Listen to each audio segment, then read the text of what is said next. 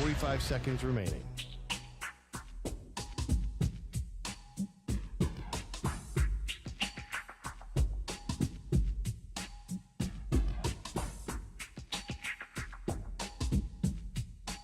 Seconds remaining.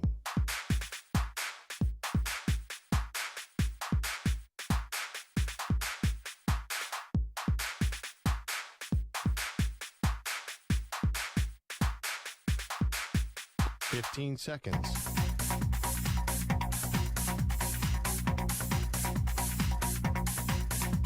Break ends in 5 seconds.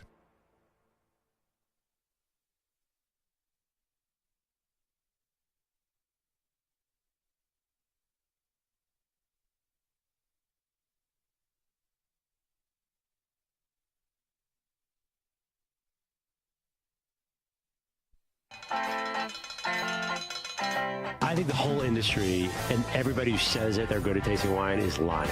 I think it's the biggest mass lie. It's all perpetrated by big wine? In the history of mankind, there's no bigger lie than people can tell which wine is good. Yeah, I agree with you. And I love people who are like, I'm just tasting and spitting out and like, I'm not here to get loaded. Get out of here. Wineries are the scenes of so many crimes. People get sloppy at wineries. Like dress over your head type stuff. Once my husband and I, we were still dating, went to wine country, but took bikes. I just had this image of you following your husband on a bike, just veering off slowly into the right, tipping over, and just like Maggie's asleep on the sidewalk. They are Maggie and Perloff on CBS Sports Radio. It happened. Hey, welcome to the show, Maggie Gray and Drew Perloff. So glad to have you on this Monday. Perloff, everyone is a loser when it comes to the 49ers Cowboys trade. And I know this is a tough day for you because you envision Trey Lance winning the Super Bowl, maybe at least a playoff game for the 49ers. And unfortunately, that's never going to happen because he was traded from the team on Friday. Now I envision him winning a playoff game against the 49ers because Cowboys and 49ers play every year in the playoffs. And wouldn't it be great? Because I feel like this kid has gotten screwed because, and it's not necessarily the 49ers' fault, but they trade up. They gave up so much to go up and trade him. So not only is he a bust, like Zach Wilson is in a similar situation. He's a bust. Number 2 pick, Zach Wilson. Number 3 pick, Trey Lance. He's a number 3 pick that is not working out. Plus, they had to give up a bunch of assets to get him, which makes it the burden on him even heavier. It's totally unfair. I would love to see him play Brock Purdy in the playoffs and just whoop the Niners. Oh, man. Is that the one matchup that America's dying to see? Probably now because of the... That would be something. That would be something. If this story comes back around and it's actually a factor at the end of the season, I'd probably be pretty surprised. What I can't get over about this trade, and we've talked about this, and you're welcome to weigh in at 855-212-4CBS, 855-212-4227. I've blamed the 49ers for this. I've blamed Trey Lance for this, too. He has to take some accountability, not being able to beat out Sam Darnold for the backup role. Both sides here, but the 49ers more so. Yeah. Definitely more so than Lance. This looks like the worst draft day trade, maybe of all time. One of them, if not the worst. His career, if you want to call that, in San Francisco comes to an unceremonious end. What someone has to explain to me, because I can't see it right now. How did the 49ers, why did they make this trade? Okay, the money, maybe.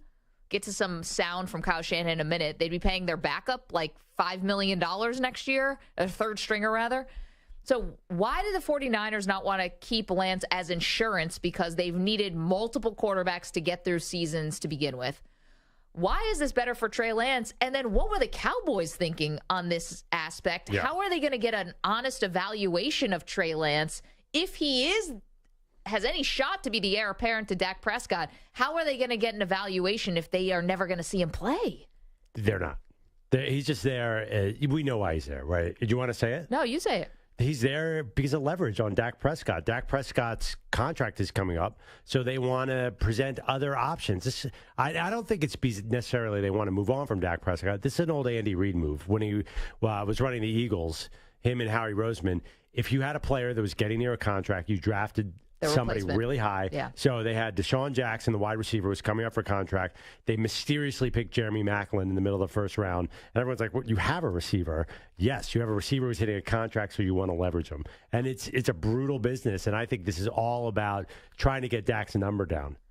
Okay, so yes, Dak Prescott is under contract this year and next year. However, there is an out for the Cowboys after this year. It would just be a pretty big dead cap number. Won't bore you with the details there. So it would be a little punitive on the Dallas Cowboys. But he's got this year and next year. And don't forget, we had heard all summer long, we're working on an extension for Dak Prescott. We want an extension. We're going to extend him. And then here we are on the eve of the season, or the week eve. We got a week break. And then the season starts in a week or so. Yeah. You know what I'm trying to say. And no extension.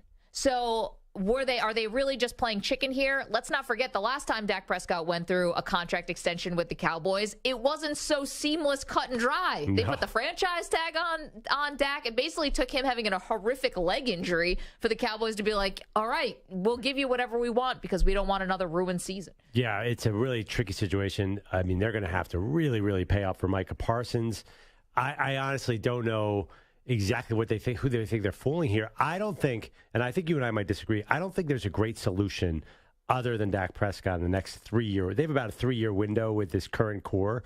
I think they're kind of still stuck with Dak, even if they think, oh, we'll give Trey Lance a shot. And like you started off, when are they going to evaluate Trey Lance to decide that he is the heir apparent? It's not going to happen. The biggest thing about Trey Lance is he has not played a lot of games. How's that going to happen? Even if Dak gets hurt, Cooper Rush is behind him. And Rush went 4-1 last year and kept the Cowboys season afloat when Dak was dealing with an injury. He's not going to be second string. He's going to be third string. And I guess they'll try to develop him on the side. Now, another small detail about this, and I know Peter King did put this in his Football Morning in America. After this season, the Cowboys would have to decide now if they want to pick up the 5th-year option on Trey Lance because he's a first-round draft pick. Yeah.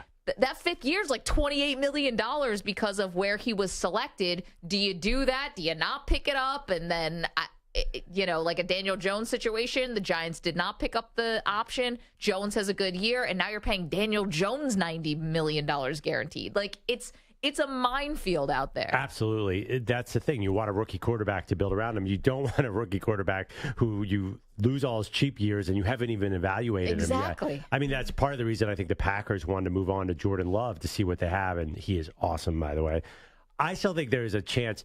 Lance is 23 years old. That's the crazy thing. We see all these young quarterbacks we're talking about. They're way older than Trey Lance. I know. The quarterback at Notre Dame is older than Trey Lance. 2 years older than Trey Lance. Yeah. There are about 5 big-time college quarterbacks who are 2 years older than Trey Lance. So, and by the way, Sam Darnold's actually shockingly young to me, too. Has always been. He's 26. So it takes time to develop in the NFL. He should be coming right out of college. The whole situation, the reason I feel bad for him, when is he going to get a chance to really show what he can do? No, the best case scenario for Trey Lance was never to go to a team like the 49ers, a contending team. Yep. He would have been better off, and I know we say this now in hindsight, but he obviously would have been better off going to a team that was, rebuilding and had no expectations. Now, he's still, if we play this out and like butterfly effect, but if he still got hurt in 2 different years, his development still would have been stunted. And then you never know when you're on a bad team. Does the general manager get fired? Then the NFL's business side comes into play. By the way, he might have been perfectly fine last year. If he didn't get hurt in week 2, that was such a great team around him. Once they traded for McCaffrey, he might have been 10-7 next year and be getting a big contract. It never made sense to me for a team like the 49ers to take a developmental quarterback. Now, I did read some of Albert Breer talk to Kyle Shanahan, and one thing that Shanahan said about why they were a bit infatuated with Trey Lance, and it came down to Trey Lance versus Mac Jones in that draft, was because there were so many Kyle Shanahan's coaching tree now is so big and has so many tentacles that a lot of teams in the NFL are running that offense. So a lot of defenses are seeing that offense a lot, and they're able to game plan for it.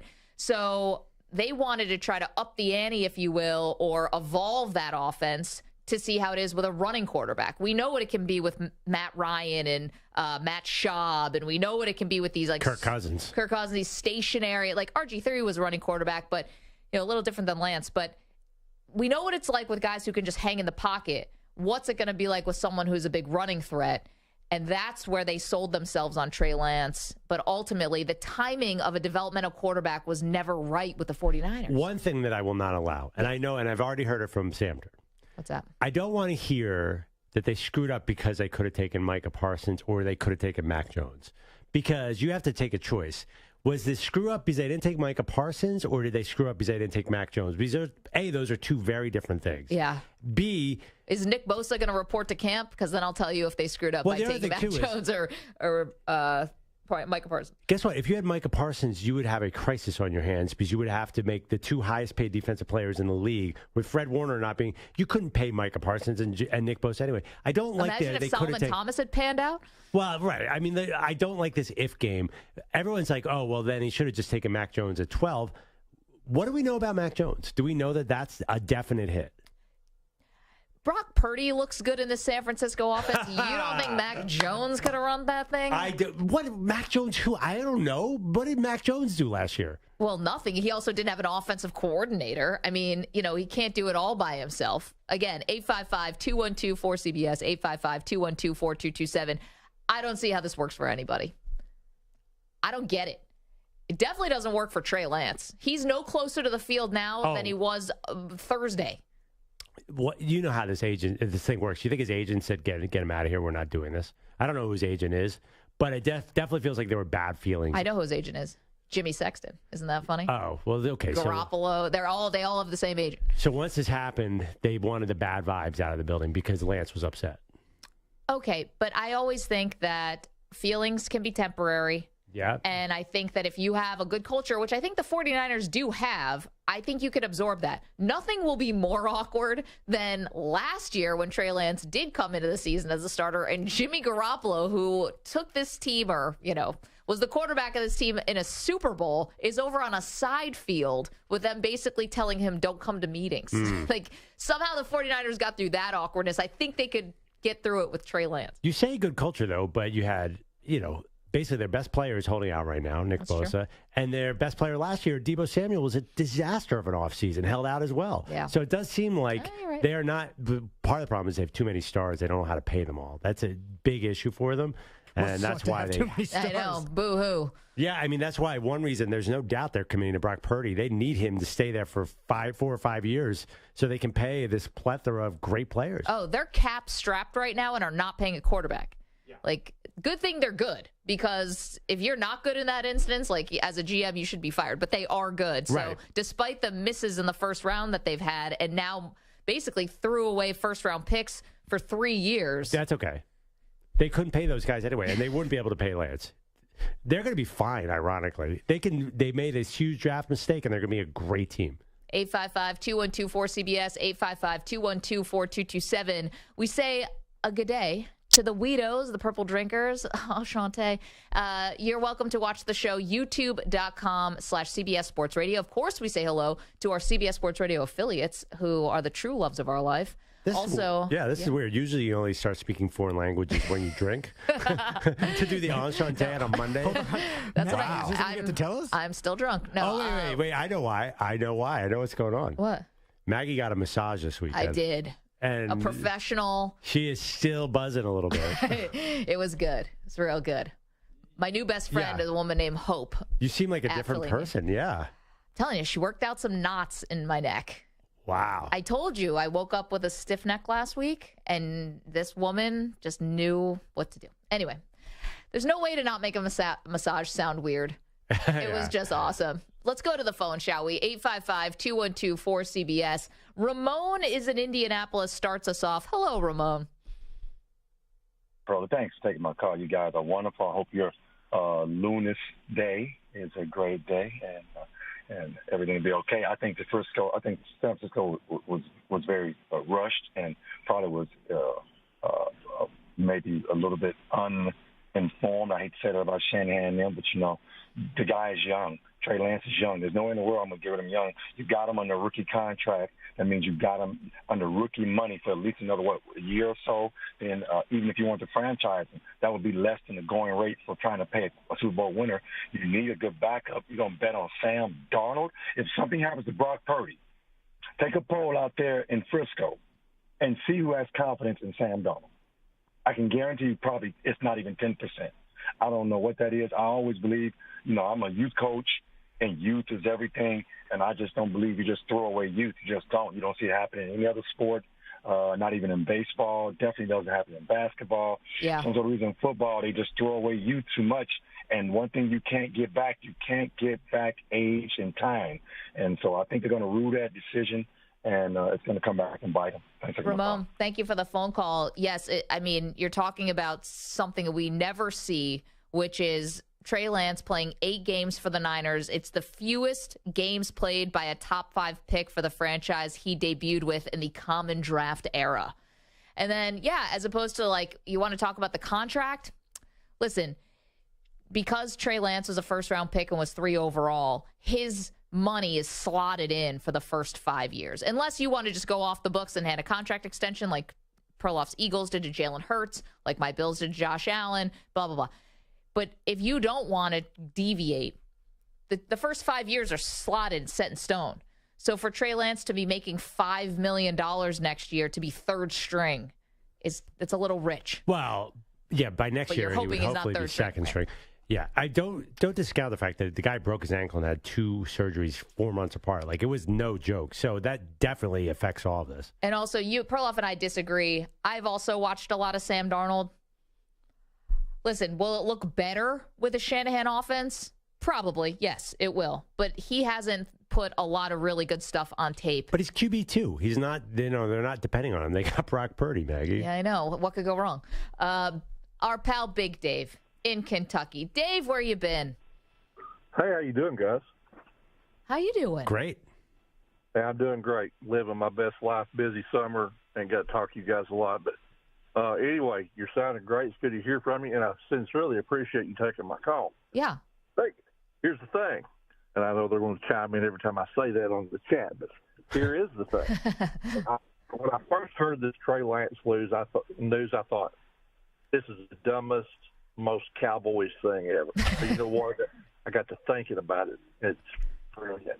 And let me tell you why it's brilliant. First of all, you can't say that it's idiotic for the 49ers to let him go at this price and then turn around and say it's idiotic for the Cowboys to take him. You can't have both ways. Here's the thing. Jerry Jones has drew the proverbial line in the sand for Dak Prescott. Mm-hmm. He is saying you haven't got it done. We're paying you huge money. I know the contract extension is coming up. Is it after next season? Is that right? So he's got this year, and then he's got next year as far as guarantees. The Cowboys can get out after this season, but it would be punitive. It's a lot of dead cap money, yada, yada. Right. I got you. Okay. And, here's the thing. Trey Lance is not just some merchant quarterback. This guy's the number 3 pick. He's been hurt. You guys touched on that. And you keep saying, when's he going to get his chance?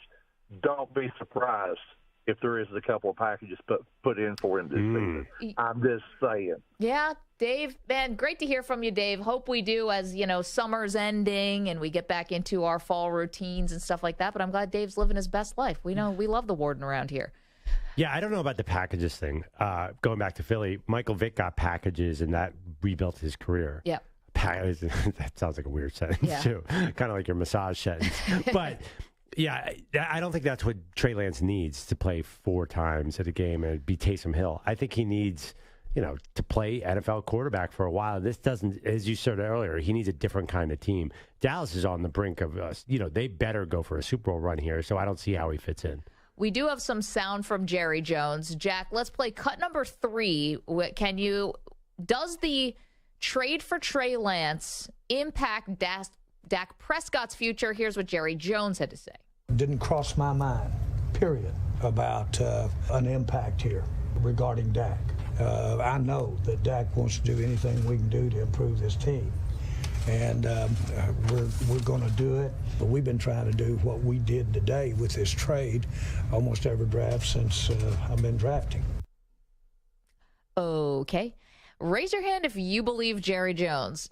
No, Samter, put that down. Nobody believes Jerry Jones. That he didn't think. If you didn't think at all how this would impact Dak Prescott, then you're not thinking from a team and holistic place, right? Of course, Jerry's thinking about it. But that being said, I do think that Jerry probably fell in love with Trey Lance's film during that draft and be like, oh, my God, this guy's on the market for a 4th rounder. That's really probably not a smart way to think. So I do think there might have been an infatuation because Jerry's always fallen in love with mid to late round quarterbacks. Remember he said he wanted to take Connor Cook out of Michigan State? he always wants that guy. Well, Dak Prescott was one of those guys for them. Well, right. I just think that it's unreal, like you said, unrealistic to not think about this contract that's out there and bring this young kid in. Jerry definitely is thinking about this. Come on, guys.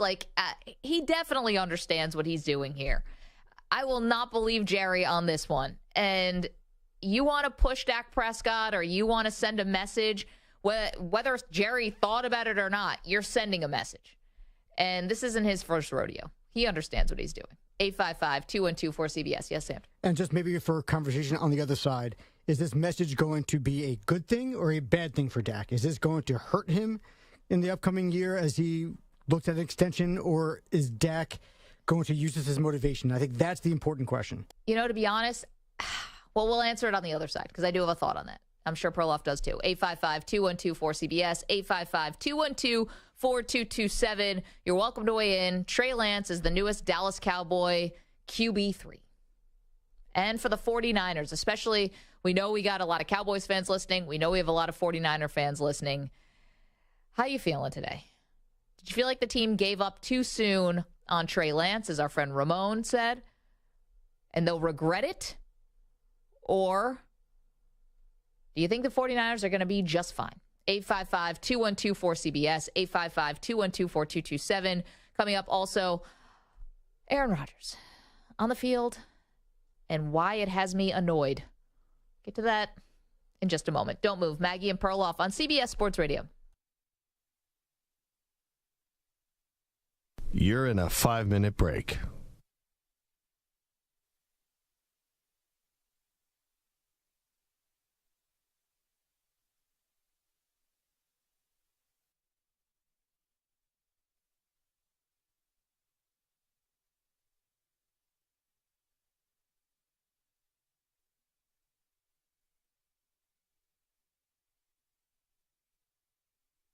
Four minutes, 30 seconds remaining.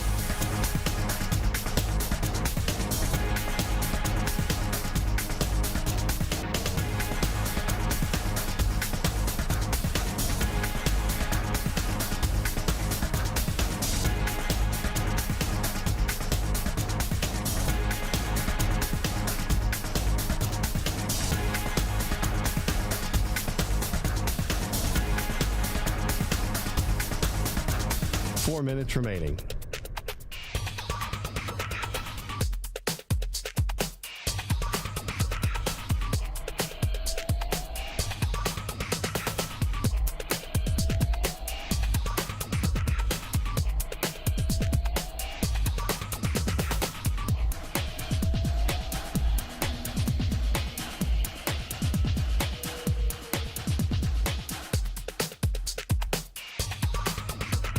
Three minutes, 30 seconds remaining.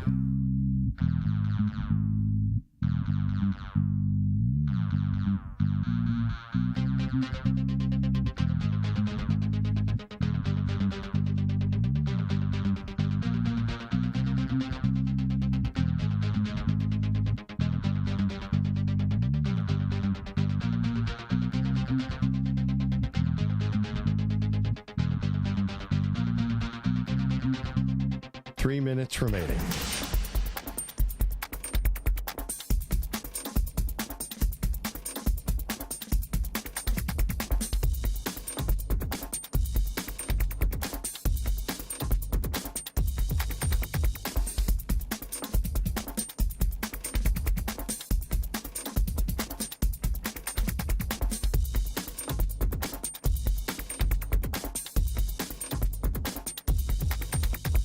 Two minutes, 30 seconds remaining.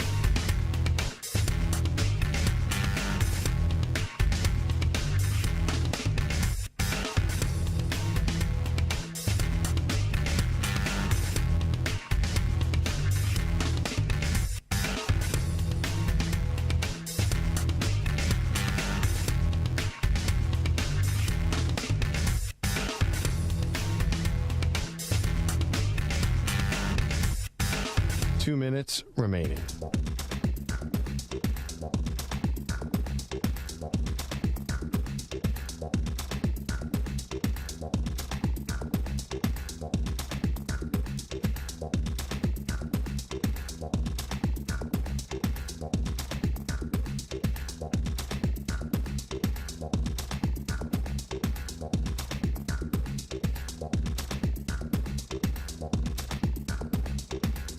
1 minute, 30 seconds remaining.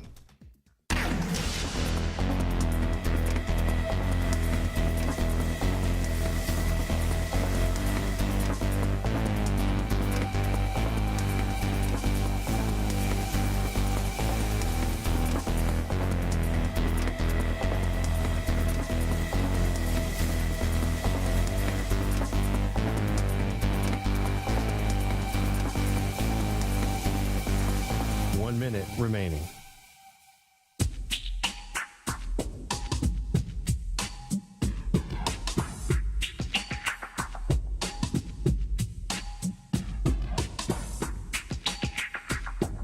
"45 seconds remaining.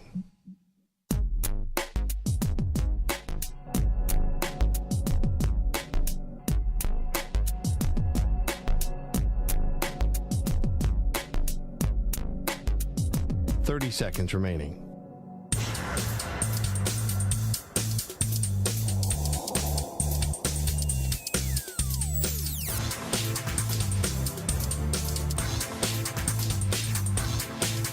"15 seconds.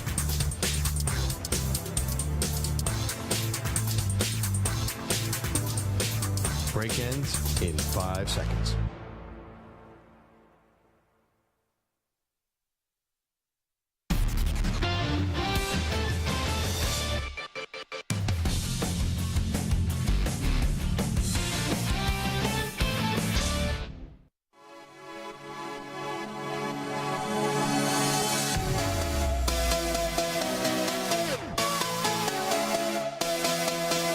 Welcome back to Maggie and Perloff. You know, the last thing I needed this weekend was for Aaron Rodgers to go out and throw touchdown passes.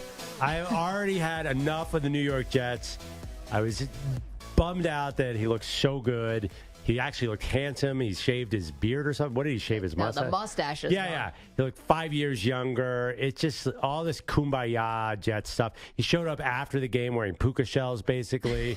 I think he walks around the facility barefoot. But before we get into the Jets, Samper, what was your crazy Dak Trey Lance take here? What are you saying? No, I'm just wondering whether you believe Jerry that he didn't think at all about Lance and what it means for Dak. I think we all don't believe Jerry. I raised my hand ironically. Yes. So if we believe that he brought him in to light a fire or as a motivator for Dak, does it help Dak or does it hurt Dak? Okay, I'm going to say it does absolutely nothing. First of all, Dak has already showed that he's willing to stand toe-to-toe with Jerry in a contract negotiation. He wasn't, able. They didn't move him off his spot a couple of years ago before he signed the big extension because Dak wanted 4 years and Jerry wanted 5 or whatever it was, and Dak didn't move. And so he's already shown that he's got the stomach for these kinds of things. And secondly, you look at Dak Prescott, right? It's like he's kind of the same guy all the time. Right, as a quarterback? Well, except kind of last year, though. Well, last year with the interceptions, it was 15, led the NFL. But the year before that, he had 10. He had 4 the year before that because he only played in 5 games. Then 11, then 8, then 13. It's not these wild swings. Here's what I'm getting at. I don't know if, chip on your shoulder Dak is any better than regular Dak. I couldn't tell. To be honest, he played great his rookie season. He's whatever you think he is. I think he's around a top 10-ish quarterback. I've always thought that. I don't know if him having Jerry Jones potentially play mind games with him makes him appreciably better. Does that make sense? Totally. You're right. He doesn't. I agree with that. I don't think he needs mind games. I don't think there's going to be any bulletin board material. The one thing that distinguishes him a little bit, when he moves around, when he's mobile, he's really, really good. Yeah. Before he had his first major injury, it was a big pain in the butt. As an Eagles fan, to see him escape from sacks, he doesn't do it as much now. He's older. I'm just curious how much he's willing to use his legs here this season. So I guess you could argue maybe he'll go all out a little more, but then he's an injury risk. So I think there's a lot of pressure on Dak this year. Do you agree with that? That everything looks good around them. Brandon Cooks they added. The defense looks really strong. I feel like there is real pressure. Dak kind of has to do well here. Okay, but do you think that we could have said that last Thursday? Nothing changes with Trey Lance in the building. I agree with that. Yeah. I agree with that.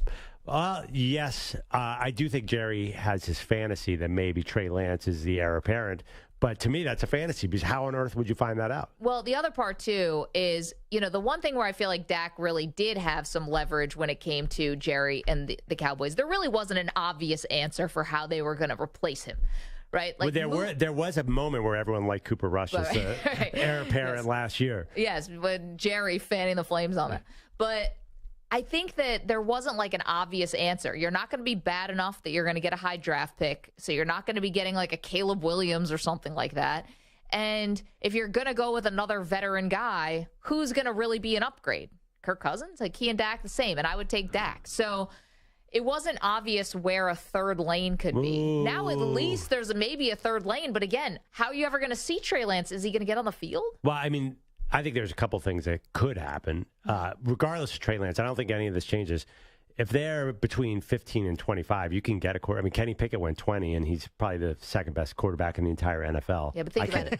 Yeah. Perloff is already making his showing bust love. For I mean, hearts. But also, he was the only quarterback taken in the first round that year. Yeah. It just was a weird year for quarterbacks. But it's going to be should be a strong year of quarterbacks, so they probably could draft one. The other one is, listen, the veteran quarterbacks would want. I mean, Matthew Stafford's from Dallas. He's clearly at the end of his rope in L.A. Yeah, we'll get to that. I know it's a kumbaya moment for Aaron Rodgers, but if he follows Favre's trajectory, he'll be on the market next year. I don't know. I just think that Dallas, if I'm Jerry, I would have just said, you know what? Let's play this year with Dak, and then options will come up next year. I don't understand this idea that maybe Trey Lance will be one of those. I'm just not sure how it works. Let's go to the phones, 855-212-4CBS. Nick is in Portland, Oregon, is a 49ers fan. Ooh, Nick, you got to turn us down, pal. Okay, sorry about that. That's okay. Hey, Nick. Could be a strong year, of course. I mean, Perloff and I sound amazing. But I'm just as coming from a 49ers fan, like I've followed practice and everything, and Trey Lance improved on some areas, but he just doesn't see the field. And yeah, But how do you, Nick? How do you know that? How on earth do you know that from preseason? I mean, yeah. Don't get me wrong. He should have stayed in college. Should have stayed 2 more years. He should have played. I feel bad for him. He got hurt. He got put in the Jimmy Garoppolo versus him situation. I just, in terms of what I've seen, I think they made the right move, and I think Sam Darnold did beat him out in practice. Now, when it comes to moving on to early, who knows? But from the Dallas caller, I don't think he's going to get any packages. He's not going to play at all. Unless Dak gets hurt and Cooper Rush gets hurt, he's not going to play. And in terms of the 49ers, the 4th round, I mean, that's the best they can do, and they tend to hit late in the later rounds anyway. Nick, I thought they should have been. I mean, you can't say that they are lucky to get a 4th rounder, and thank you so much for the phone call and agree with a lot of your points, but you can't say they're lucky to get a 4th rounder because that doesn't make any sense. They traded 3 first-round picks and a 3rd-round pick to move up to get Lance, and he played 8 games for them and started 4. So you can't say they're lucky to get a 4th rounder, but where his stock was at the time, they probably jumped at the situation. Yeah, I think they're lucky to get a 4th rounder. I understand all that stuff that they traded away, but I don't think a lot of teams would have given up a 4th rounder for someone, and you're not going to be able to evaluate who's coming up on their contract. I mean, it's a money thing too, and plus he's guaranteed $6 million next year or $6 million in the next 2 years. Yeah, I don't think there are a lot of teams that were giving up much for him. I was surprised it was a 4th round pick. I thought all along people were calling and saying, we'll give you a 6th round pick for Trey Lance. And the Niners would say, you know what, we'll just keep him. I wonder if there was some problems with Trey Lance staying there, especially if his agent was causing havoc behind the scenes. So I think they're like, you know what, we like Brandon Allen as a 3rd stringer as well. And that's the thing with San Francisco. All 3 quarterbacks will probably end up playing. If they like Brandon Allen, who's pretty good backup, I don't know. The whole thing is such a mess. Well, here's the thing. Brock Purdy, Sam Darnold, Brandon Allen. Kind of similar-ish skill sets. No, I don't know much about Brandon Allen, really, but it's not like Trey Lance. So you wouldn't have to totally change the offense necessarily for your backup quarterback. I guess Sam Darnold's going to is going to execute the same playbook that Brock Purdy would do. But they don't have Brock Purdy and Sam Darnold couldn't be more opposite when you think about it. Sam Darnold's big, mobile, number 3 overall pick. Brock Take Purdy's away the small. draft pick. I'm talking about the offense they can execute. Yeah, but I feel like Sam Darnold is a very different kind of quarterback now. He's just a bigger quarterback. Okay, but not mobile, not like Trey Lance. Sam Darnold used to be mobile. Is he not mobile anymore? It's not like that. It's not. I wouldn't look at Sam Darnold and say you're a running quarterback. No shot. Right, I watched Sam Darnold. He's not that. But at USC, he was super mobile. And actually with the Jets, there were times he could run. For his life, he was running for his life. Like, those weren't a lot of, designed runs. Like, he's not Josh Allen. Yeah. But yes. But he's way closer to Josh Allen than Brock Purdy. Brock Purdy is basically not going to do anything outside of, like, this little window that you give him. But I think that's part of what was the thinking behind the 49ers. Like, we don't have to change anything. I see what you're saying. If it goes from Brock to Sam Darnold to Brandon Allen. If we had Brock, Sam Darnold, Trey Lance, if it actually gets to that third string, well, we need to run a different kind of playbook because Trey Lance is a run-first quarterback, as far as we know.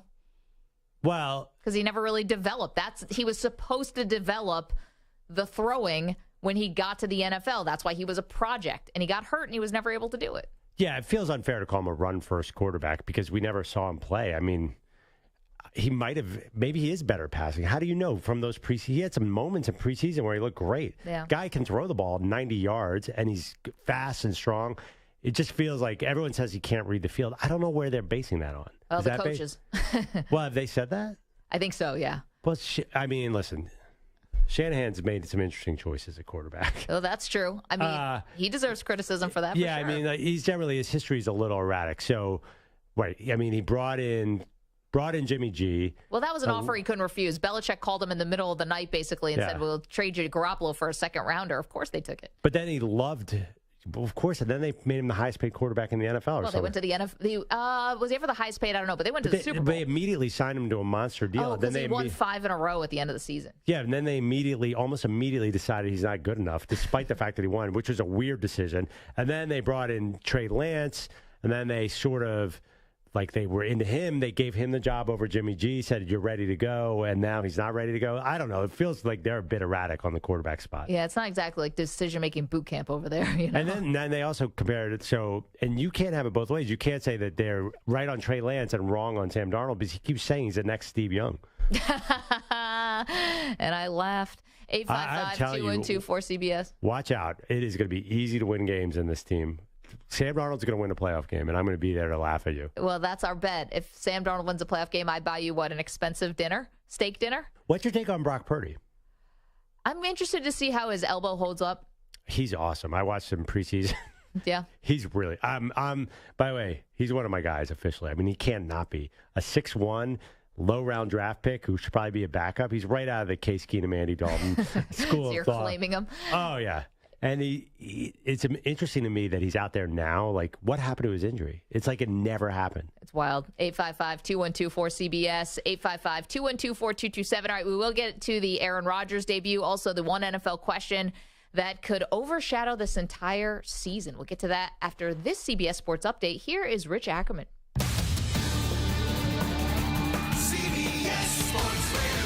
Sports Flash. And it's sponsored by Progressive Insurance. Insurance for motorcycles, boats, and RVs for protection on the road and on the water. See how much you can save at 1-800-PROGRESSIVE and Progressive.com. After recently acquiring Josh Dobbs, he could be the Cards starter Week 1, as the team has reportedly cut veteran Colt McCoy and Kyler Murray, not expected to be activated from the PUP list. Cade York struggled this summer. The Browns have released him and acquired Dustin Hopkins from the Chargers. Hopkins lost the battle in L.A. to Cameron Dicker. The Mariners have snuck up on everyone while all eyes were watching the Rangers and Astros in the AL West. Seattle was 10 games back in the division at the end of June and suddenly sits in the top spot in the division after rolling off wins in 19 of the last 23. They have a one-game lead over Texas and will open a series against the last-place A's tonight, while the Rangers are in New York to face the Mets, looking to turn around a stretch that has seen losses in 9 of 10. And the Astros, also a game back, face the Red Sox in Boston. I'm Rich Ackerman. Hey, it's DA. Be sure to listen to CBS Sports Radio at home. Ask Alexa to play CBS Sports Radio.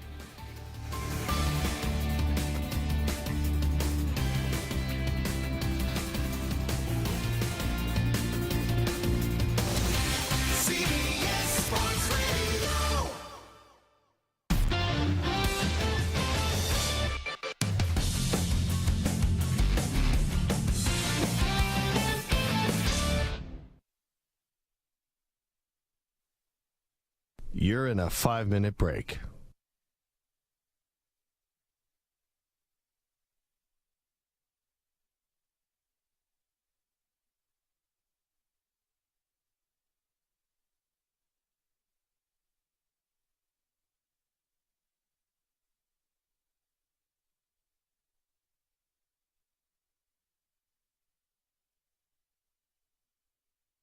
Four minutes, 30 seconds remaining.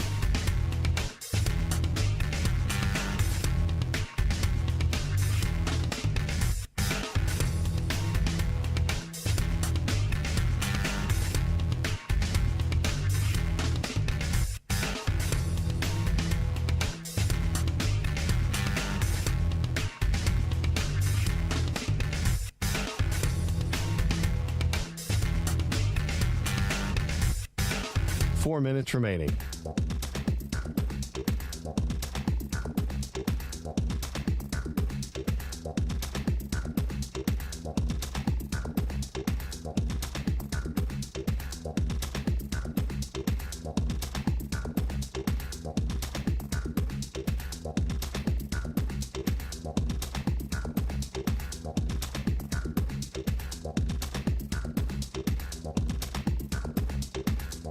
Three minutes, 30 seconds remaining.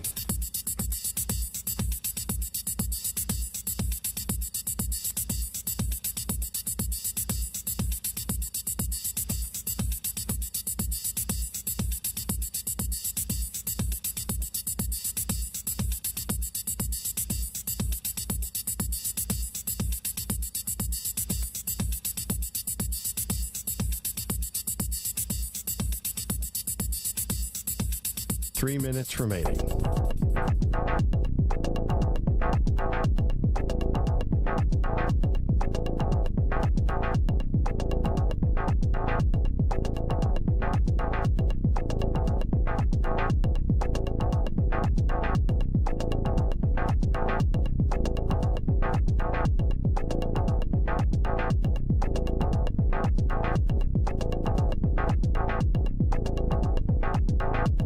Two minutes, 30 seconds remaining.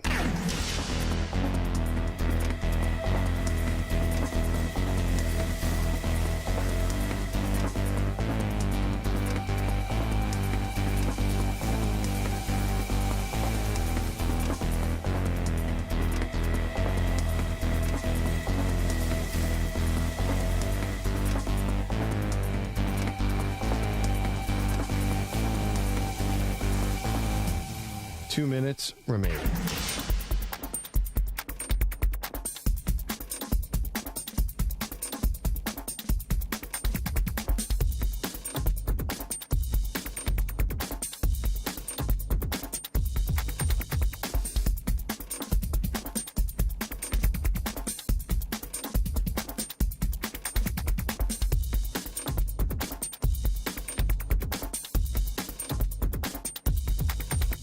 One minute, 30 seconds remaining.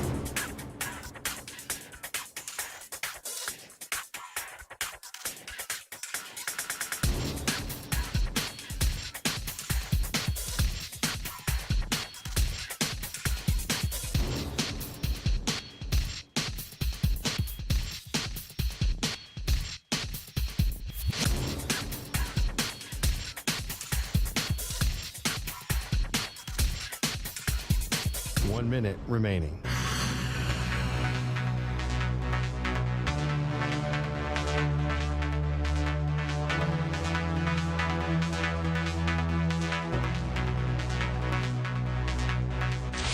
Five seconds remaining.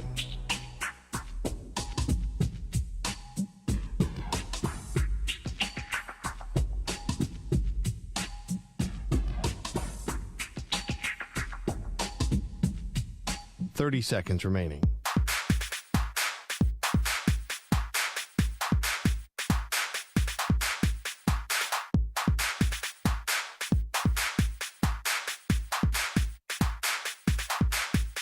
Fifteen seconds.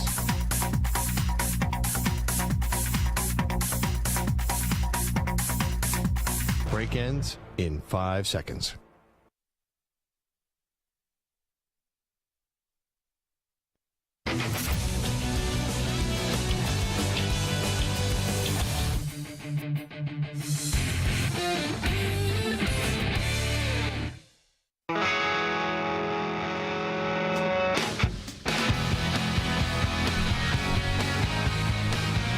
It's time to Ask the Pros, where you, listener, gets to ask us a question, brought to you by O'Reilly Auto Parts. Simply tweet your question at CBS Sports Radio or at Maggie and Pearl using the hashtag #AskThePros.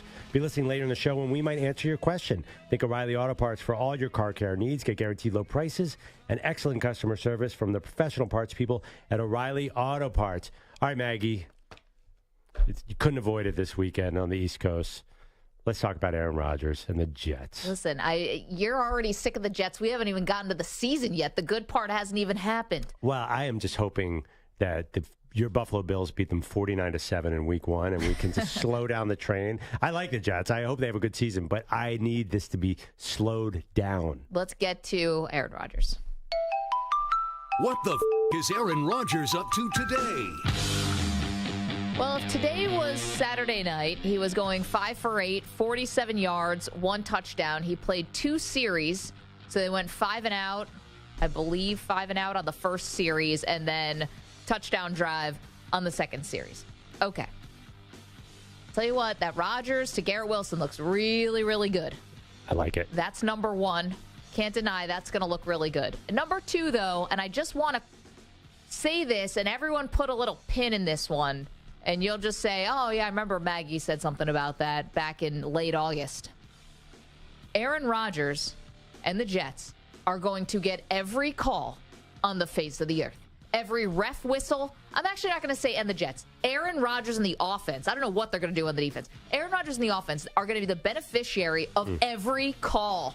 Every call. There was a very questionable defensive pass interference that was definitely offensive pass interference against Garrett Wilson on a crucial 3rd down in that second preseason drive, and the refs handed a first down to Aaron Rodgers. I'm just letting you know. You're crazy. You're crazy. The refs are going to benefit Aaron Rodgers big time this season. Is this a meltdown? By the way, we have a sign behind Maggie that says days since Maggie had a Bills meltdown. Yeah. This is a Bills meltdown because you're already making an excuse for a bad call against the Bills. And by the way, I don't remember the Packers getting that many good calls last year. That's the whole thing. That was when Aaron Rodgers was like the, polarizing Aaron Rodgers. This is the brand new squeaky clean. Yeah. You don't think that Rodgers... We've watched him in Hard Knocks. He's chatting up the officials. I'm sure he was doing that. That is a small window of people who have access to all this. I don't think the officials care that much. Oh, they love Rodgers now. Rodgers is on this whole I love you, you love me, we're a happy family kind of thing. Carl Cheffers is not involved in this. They don't. Yes. I don't remember. And everyone else. All I remember last year is Aaron complaining a lot about different calls. I mean, they protect all the quarterbacks, but no, I don't see this as them having any specific advantage here. All right. Samter, Jack, mark it down. On this day, August 28th, Maggie told it like it is, and that the refs, and by the way, that does not count as a Bills meltdown. I didn't mention the Bills at all. No, but this is a precursor to Week 1 when there's a bad call against the Bills, and you're going to say, I told you. This is Bills. This is Bills.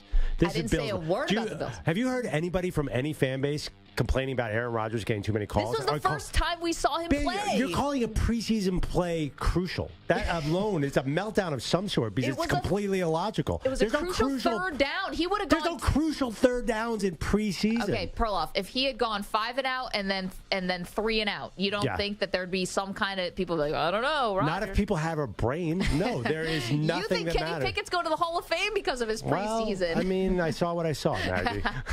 I have eyes. I'm just telling you guys, whether it's against the Bills, this is not even necessarily a Bills thing. They play a lot more teams on the schedule than just Buffalo.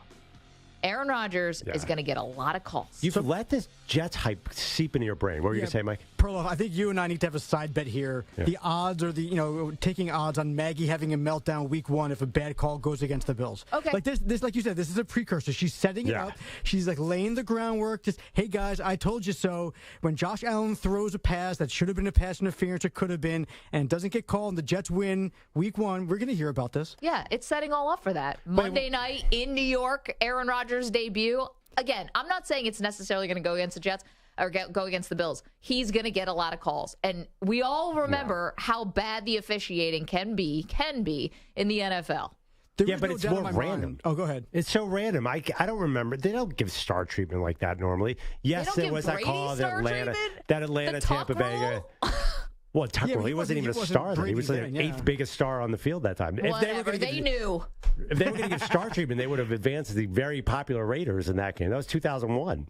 They knew Brady was on the cusp. They had no idea. I do have some inside sources that told me that Roger Goodell did call down to the officiating crew during the game to tell him, hey, make sure Aaron Rodgers doesn't go 3 and out on any of these drives. They make fun of the script, the whole NFL following a script. The NFL has a whole campaign around it now, starring Keegan-Michael Key. It's amazing. It's amazing. They're leaning into it because they're like, well, the preseason is just the dress rehearsal of the script. No, so if they were really going to do part of it. It's a preseason. The officials are working out the kinks too. Now, listen, the only time I've ever seen one team get consistently treated is they screw the Saints. That's a real thing. Yes, that's true. We all know that's true. I don't know what it is. They're just mad about Bountygate or something. Something happened in the ownership circles. But, I mean, if they were going to give anyone favors, wouldn't it be the Cowboys? Because they know, would they advance the Cowboys to the Super Bowl somehow? Listen, and, I mean, they didn't give Dez that catch. They didn't, and it was a big mistake. And you're saying they're not going to repeat that? No, and they're not going to be that dumb again. If they wanted ratings, they would advance Aaron Rodgers to the Super Bowl. That, of course. But I just don't think they're smart. The officials aren't good enough to fix it the way they want it. Listen, this also, I agree. This is also comes down to the interpersonal. Man, Rodgers is on this happy tour. The officials have no idea. They don't watch this crap. They're not. You don't think the officials watch Hard Knocks? You're insane. No, they watch everything. Okay, did they give the Lions?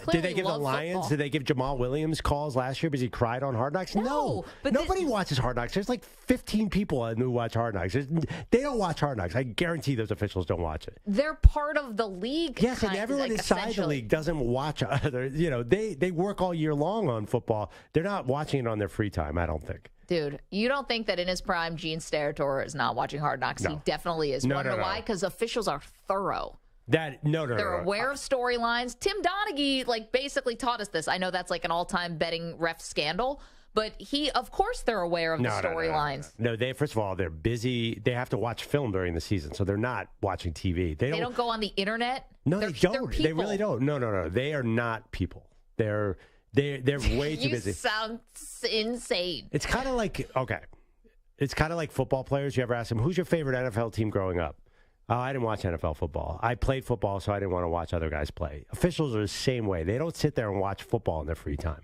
You don't think they're aware of the storyline of Aaron Rodgers' hype with the Jets? They should be aware of that. I worked with the officials one year when I was at the NFL, and they are not NFL fans. They really aren't. I know that sounds weird. Okay. They're not like fanboys at all. Okay, and I remember reading Steve Young's book and interviewing Steve Young, where he told me an official, and he wrote it in his book, an official tried to set him up with his daughter. So, yeah, they're aware of what's going on. Well, I mean, listen, Steve Young's a gentleman, of course. And he was like, no, I'm not going to date your daughter.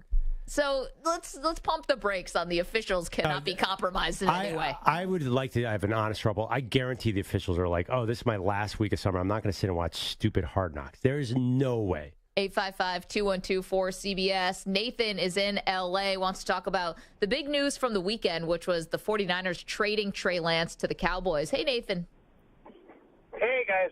Good to talk to you guys again. What's up? Couple thoughts on the Niners. One, I wanted to follow up on something Perloff said.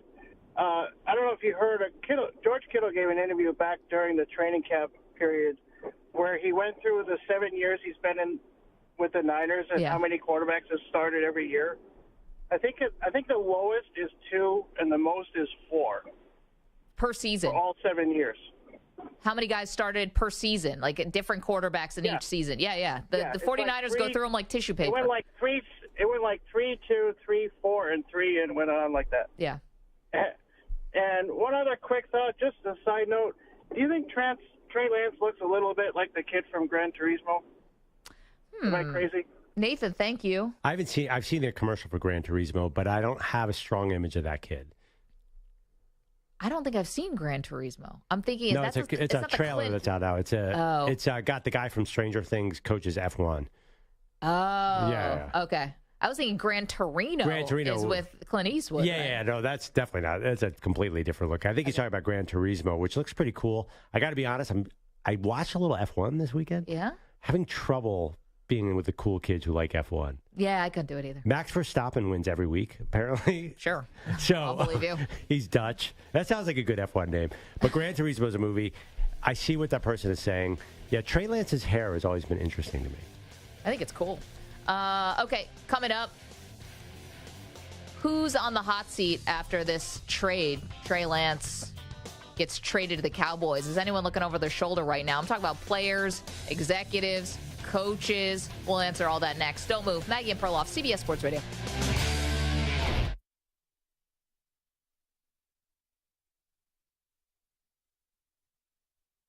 You're in a 5-minute break.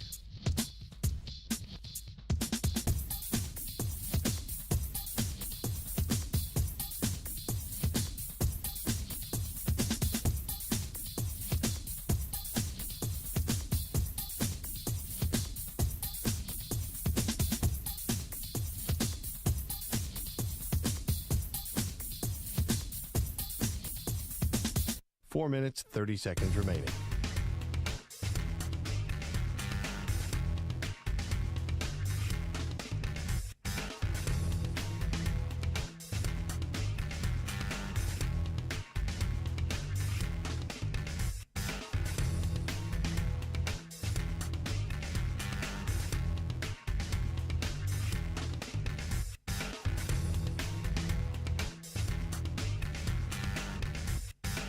Four minutes remaining.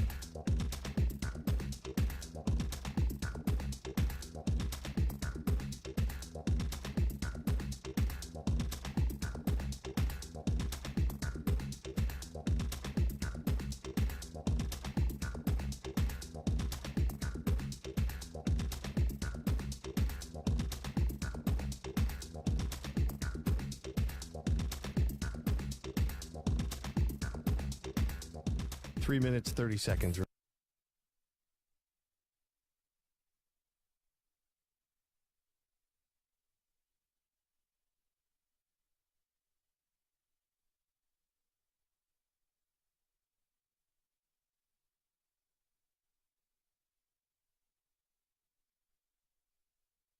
Okay, ready? This is Maggie Gray with a CBS Sports Minute. This is Maggie Gray with an Odyssey Sports Minute. The Dallas Cowboys traded for former third overall pick Trey Lance, and it sets up an interesting dynamic with their current starter, Dak Prescott. The Cowboys said publicly they wanted to extend Dak, who has this season and next left on his contract, but so far it hasn't happened. So is Dak now potentially grooming Lance to take his spot? Also, if Trey Lance is relegated to third string behind Cooper Rush, will Dallas be able to see enough of Lance to confidently say he can start for them down the road? Interesting times in Dallas indeed. I'm Maggie Gray.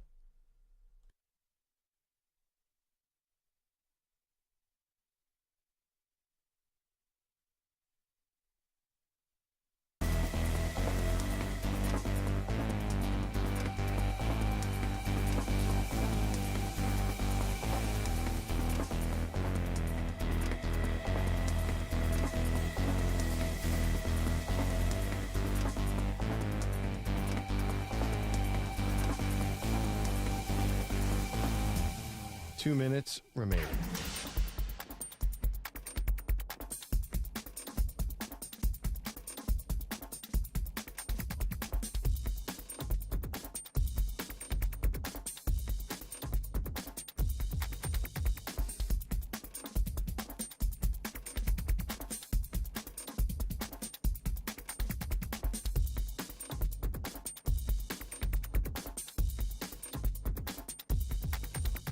One minute, 30 seconds remaining.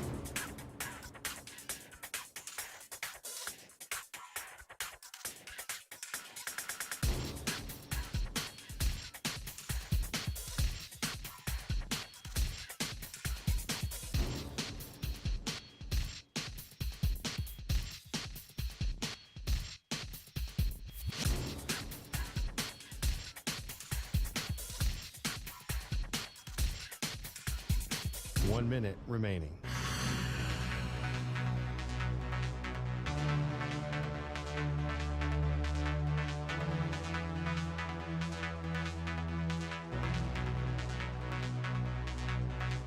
Forty-five seconds remaining.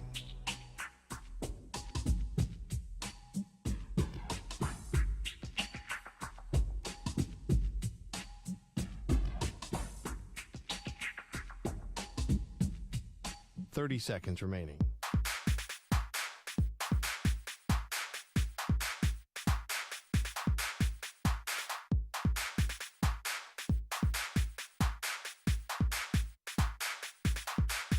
Fifteen seconds.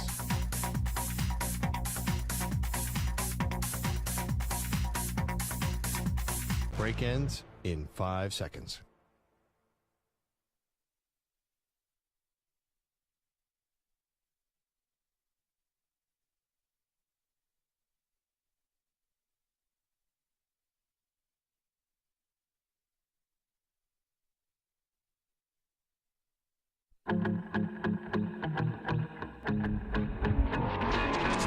Perloff was hanging out with Seth Rogen's mom in Europe. And I actually didn't even know it. I didn't even know it. Wait, what should we email Seth Rogen's mom? Can we do this all as a show? Can we have her? Is that your Seth Rogen impression? You sound like Beavis and Butthead. So we have to figure out what do we want to write to Seth Rogen. Let's ask Seth to come on the show and talk to the Weedham. He would be like their Pied Piper. She's going to get him to do a cameo. That's what's going to end up happening. Where are we going to pay? What a deal. Way to know people in high places. She'll get a 25% off discount. I know what the cameo would say. Hey, I heard you were on a cruise with my mom. Cool. And that costs $600. They are Maggie and Perloff on CBS Sports Radio.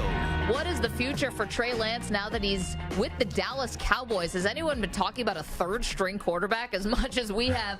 But that's the crazy thing about it. It has to be talked about. Hey, welcome to the show. Maggie Gray, Andrew Perloff, reacting to the massive trade over the weekend. The San Francisco 49ers admit defeat here. It was probably one of the worst draft day trades in the history of the league. Trey Lance played 8 games for the 49ers. He started 4 of them. He got hurt in 2 of them. And he is no longer a part of the 49ers. Wait, okay.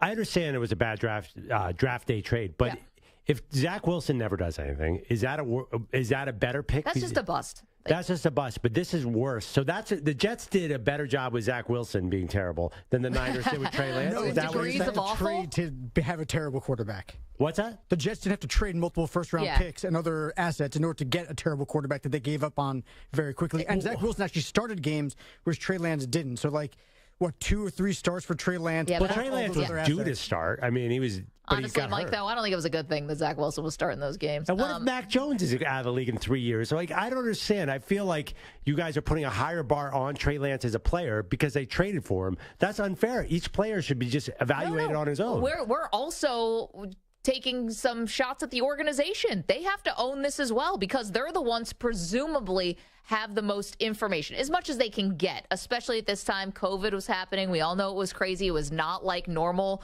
life back then. It wasn't. Right. Apparently, they never even saw Trey Lance run the 40. So I just don't understand. The combine was canceled. I just don't understand how Trey Lance can be a bigger bust than the guy who went right ahead of him. I think, why are we killing the Jets? They had to sign Aaron Rodgers after making the number 2 overall pick. They had to give up a bunch for him. Okay, so, part of this is Trey Lance wearing it, and part of it is the organization. The organization wears it as a draft day trade. Trey Lance wears it as, listen, it's not his fault he got injured, not at all. But, he clearly didn't progress because if you want to believe the coaches, he actually did have a chance, and Sam Darnold beat him out in the last week of practice. Sam separated himself. If that's true, that could be BS. I have no idea. Here's the thing. Who did a worse job? The Jets with that pick of Zach Wilson or the Niners with that pick of Trey Lance? I want to put you on the record right now. Geez, they're both awful. I knew you wouldn't like those choices. I mean, how do I choose the degree of awful? But don't you realize, the Bears also trading up to get Trubisky? I mean, Trubisky, to his credit, at least start a playoff game. But I think it's when you trade up and then you get the guy and then you give up on him 3 years later. He's going into his 3rd season. So that and makes he's gone. Trubisky a worse bust than Zach Wilson. No, I mean, Trubisky, like I said, at least he started a playoff game.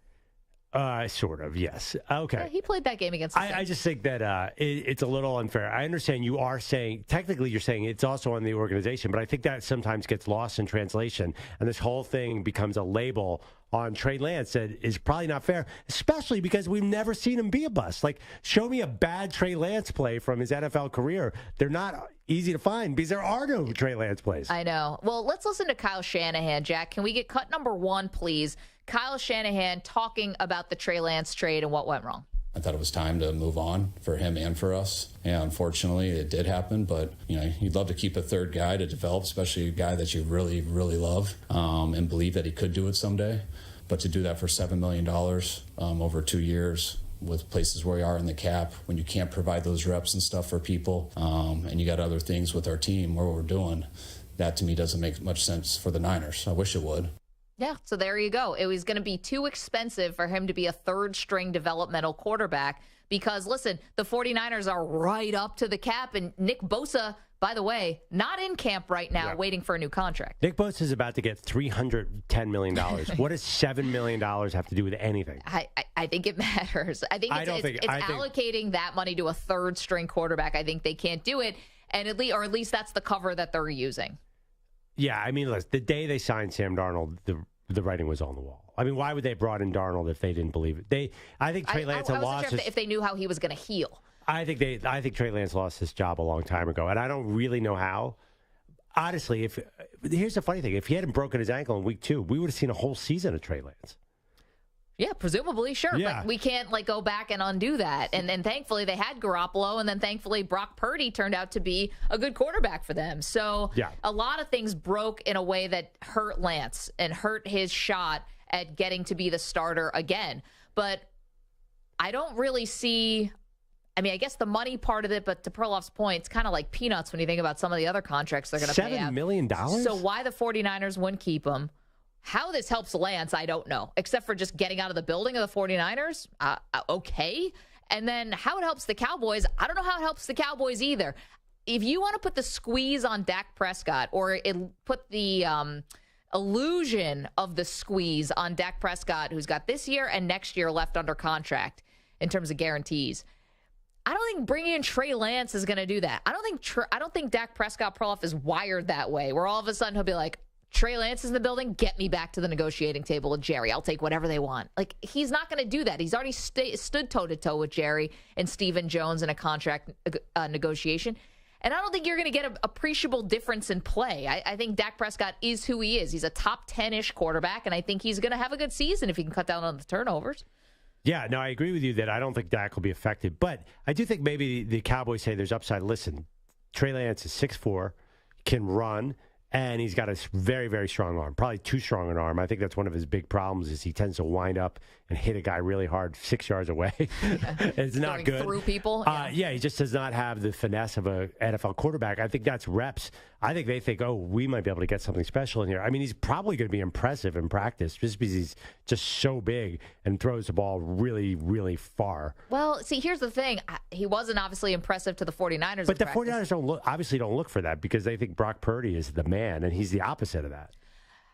I wonder how are the Cowboys going to get a real good evaluation of Trey Lance. Now, Big Dave in Kentucky called in the first hour. He thought they would put in some sub packages for Trey Lance, just get him out on the field a little bit, try some gimmicky stuff, maybe some things like that to get a little game action. But he needs reps, Perloff. That's the one thing that's been missing from Trey Lance's college career and now pro career. Yeah, consistent reps. They have 1 or 2 games to look at. They had the game against Houston, which I watched for some reason, and he was what you'd expect of a young mobile quarterback. He was about to get sacked 5 times because the line gave up, and he just found his way out, squiggled out, and gained a lot of yards with his legs and made a lot of first downs.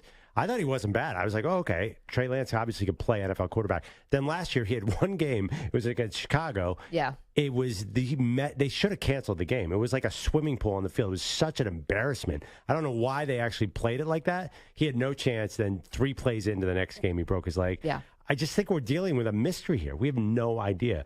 That's why it's so weird to me to call him a bust. Not that you called him a bust, but where did you see the bust? Usually we see the bad quarterback play. Can you ever think of a bust who never even made the field? Yeah, who just did get a chance to play. I mean, guys who have just been injured. I'd have to think about that. High of a pick, as you said, no one has ever not played at that position. Who's been a top 5 pick at quarterback? 8 games is the least ever. And he hasn't started 8 games.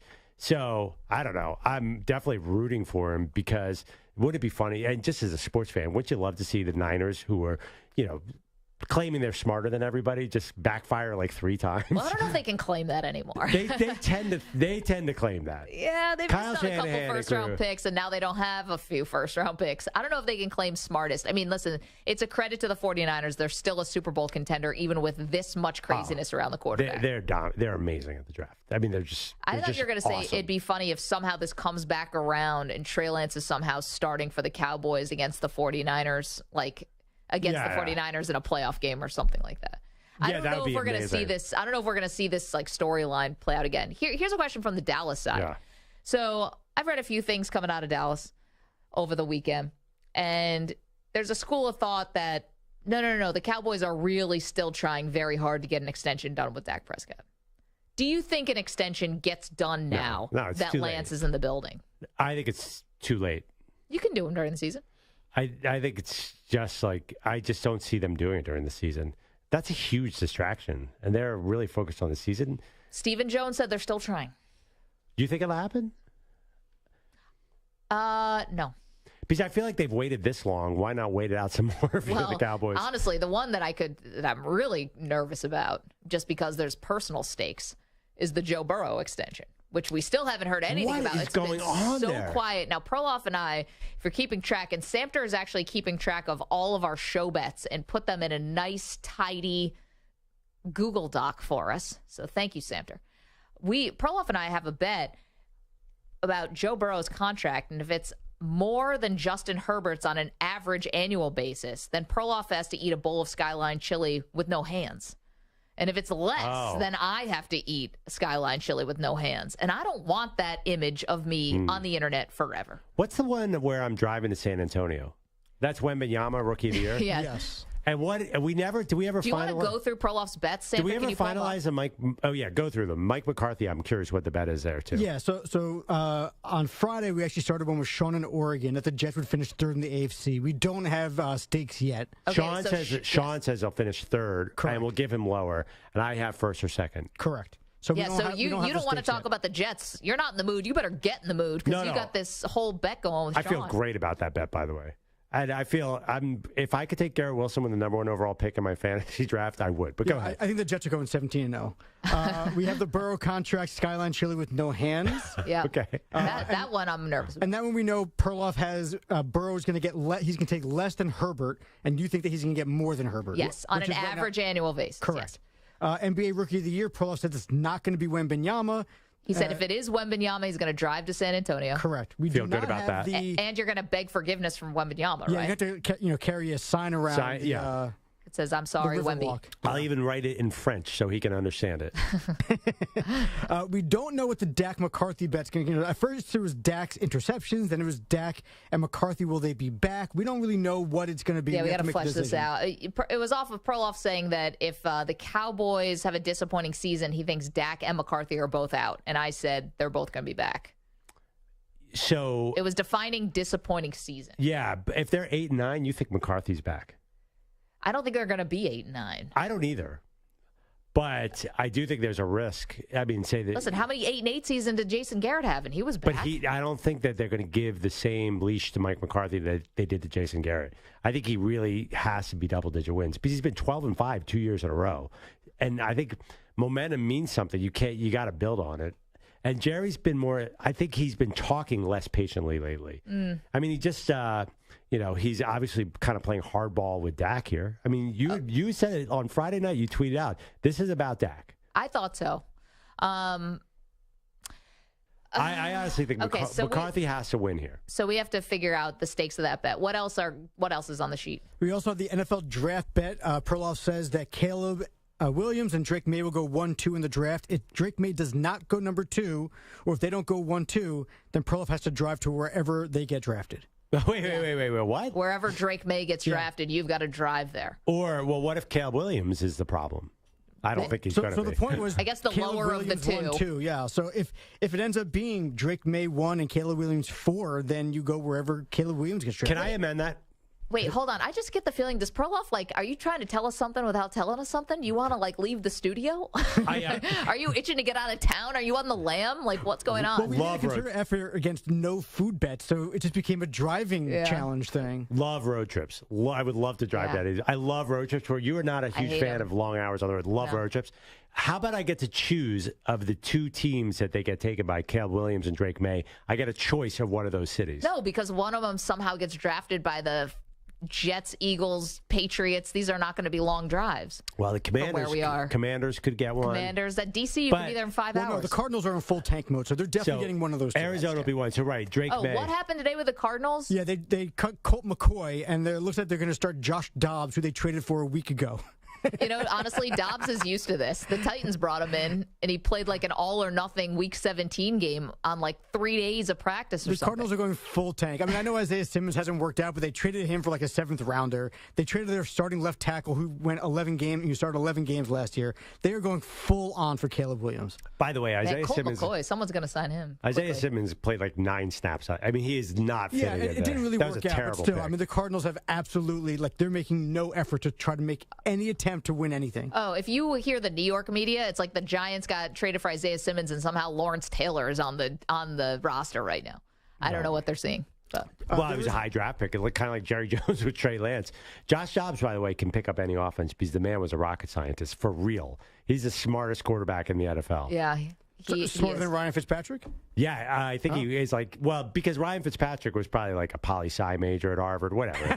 he didn't know. Josh Dobbs was an aeronautical engineer who basically would practice and then go build rocket ships in his basement or something.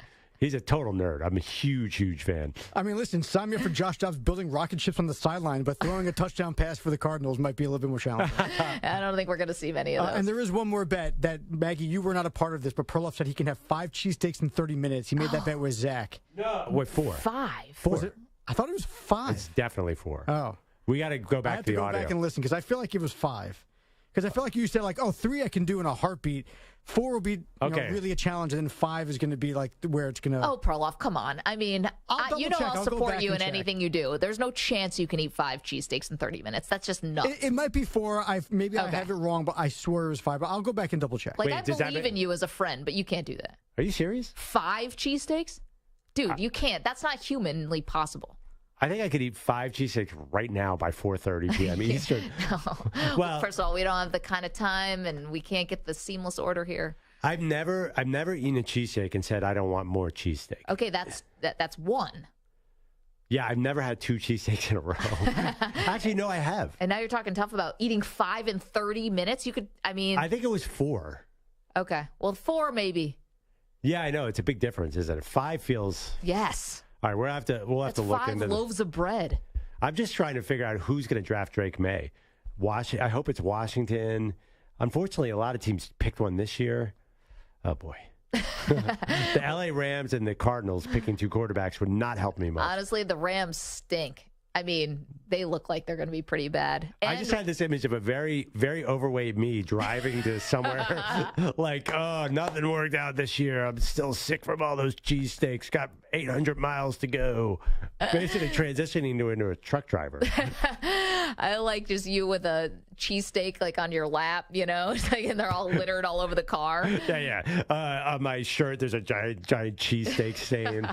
That is how I want to live life. Yeah, that I see the visual. 855-212-4CBS, 855-212-4227. Okay, so much more to do here, including biggest overreaction from college football week 0. You're going to hear it here first. We'll do that next. Don't move. Maggie and Perloff on CBS Sports Radio. You're in a 5-minute break.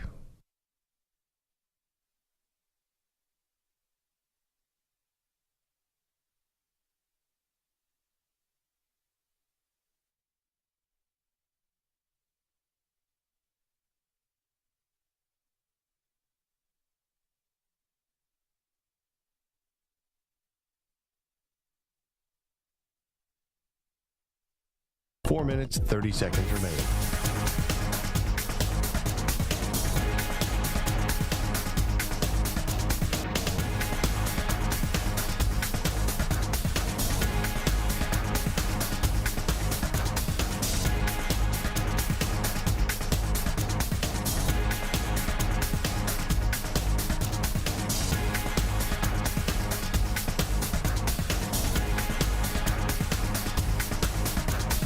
4 minutes remaining.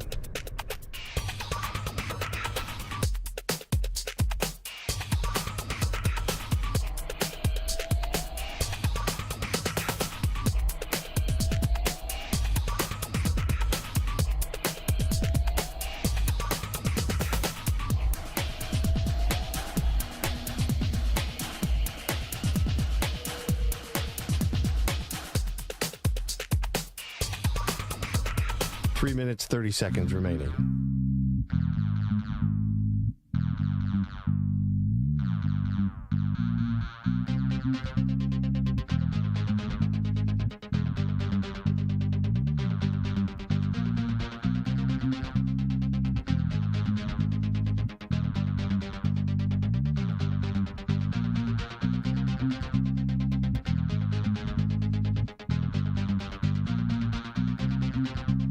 Three minutes remaining.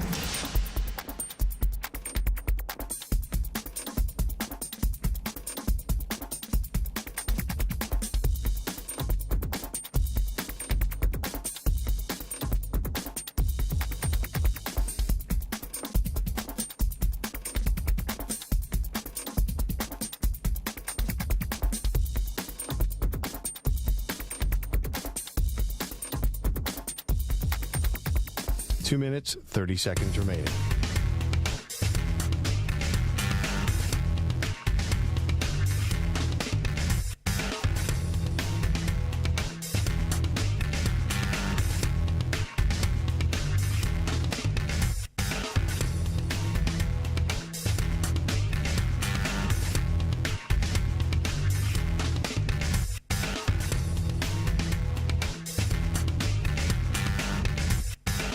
Two minutes remaining.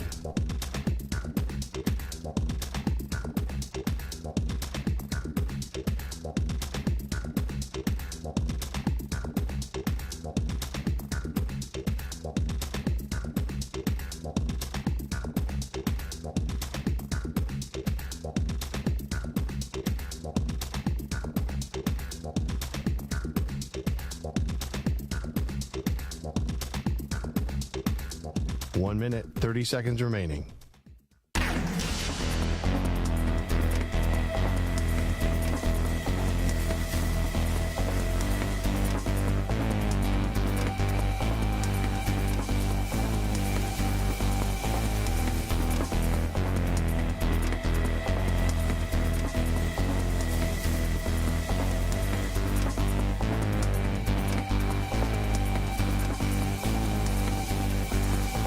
Minute remaining.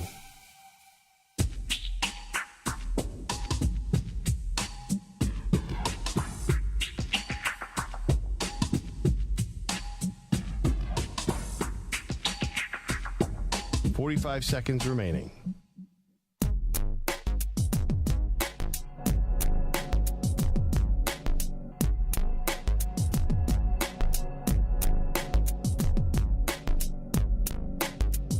.30 seconds remaining.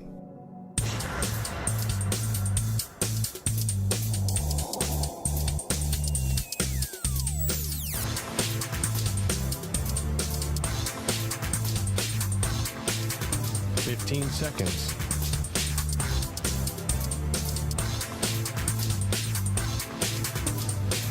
Break ends in 5 seconds.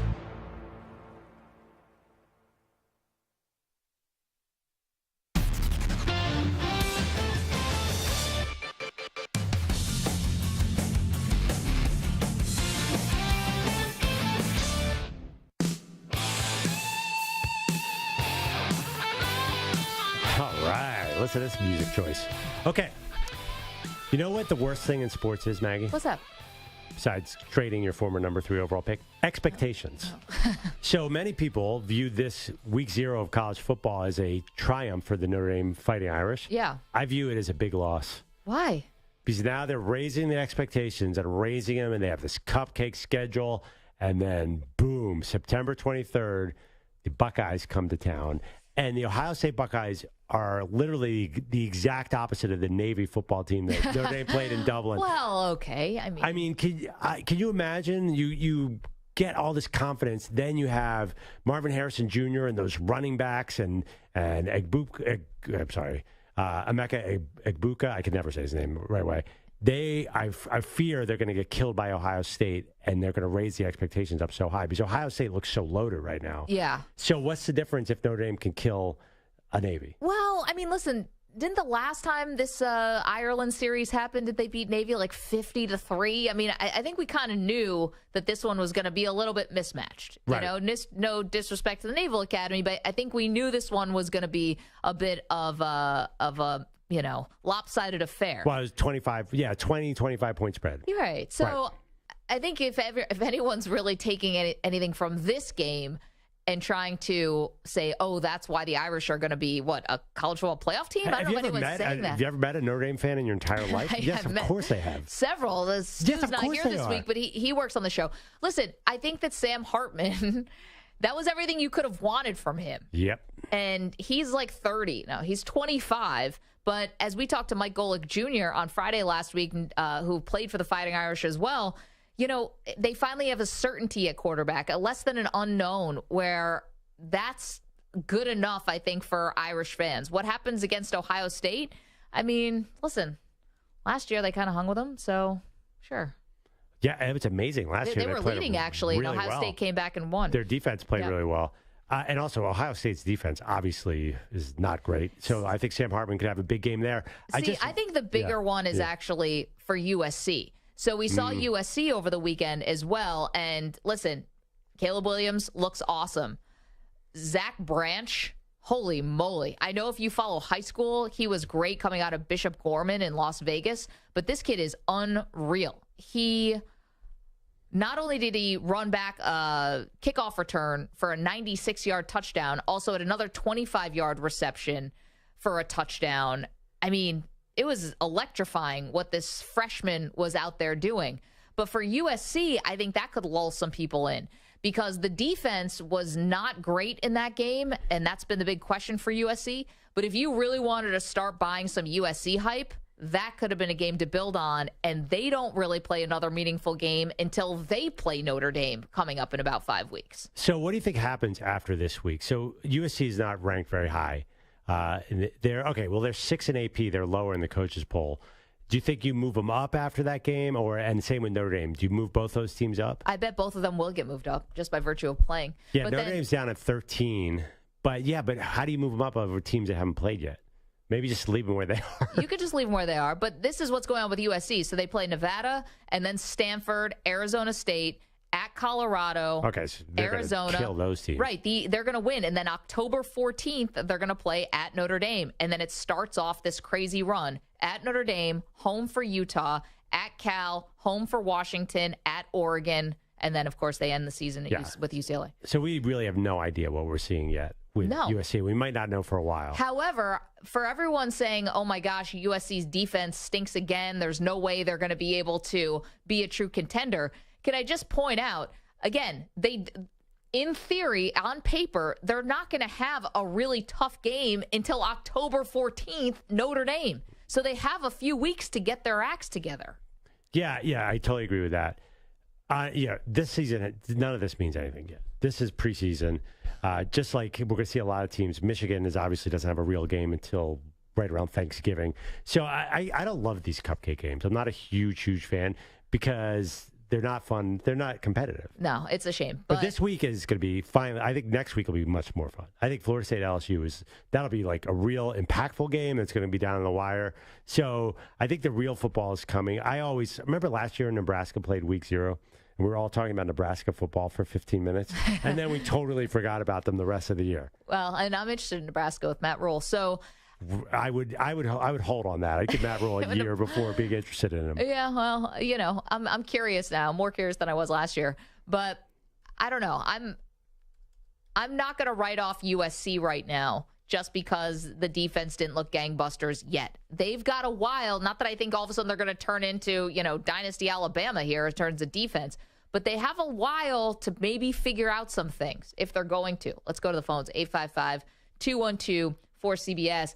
And before I do that, the weekend really belonged to UMass in New Mexico State because that was a heck of a game. I've never in my life, Perloff, seen a quarterback who gets pulled by the face mask to the point where the helmet turns around 180 degrees and he's wearing the helmet backwards and then throws a pass. Amazing. Yeah. Also, a referee got hit square in the face in that game by the other quarterback. That had to hurt. Bruin James is in California, wants to weigh in on USC of all teams. Bruin James, what's up?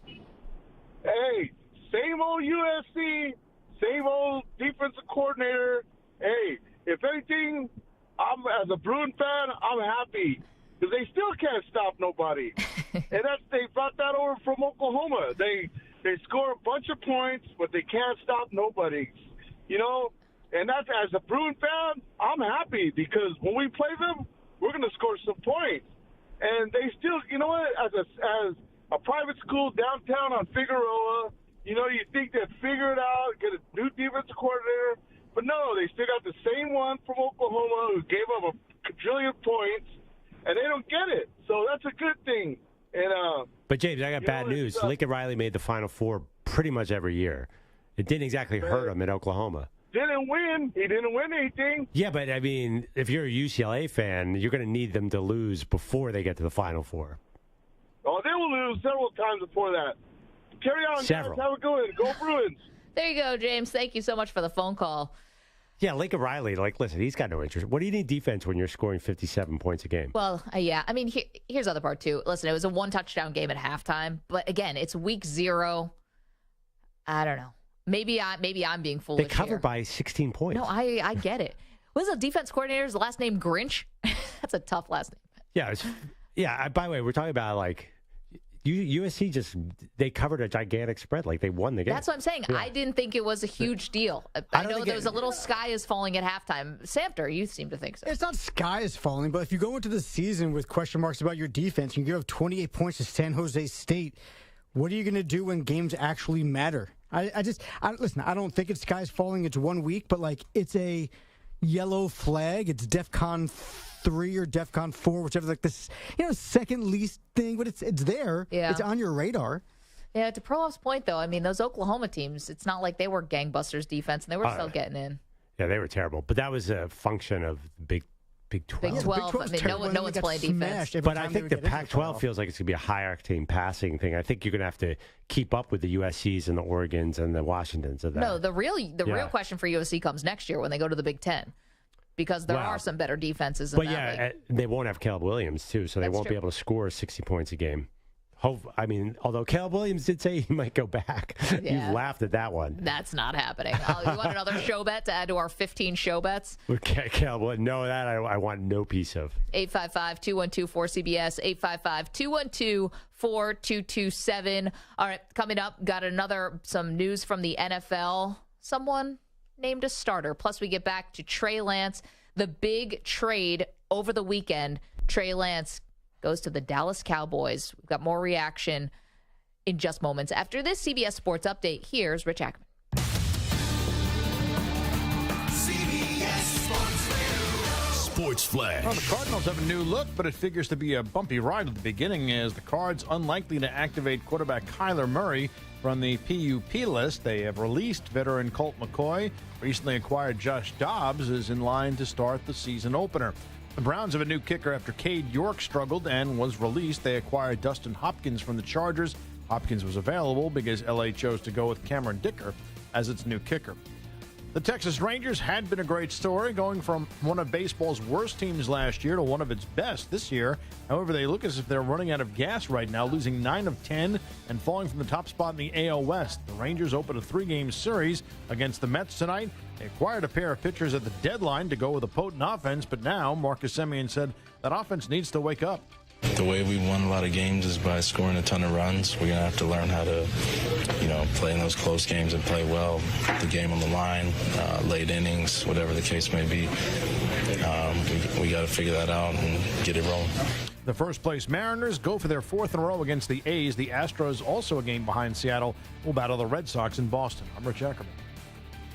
CBS Sports is everywhere, at home, in your car, and, of course, on your phone and tablet. Find us on your local affiliate, SiriusXM Channel 158, or the free Odyssey app. CBS Sports Radio.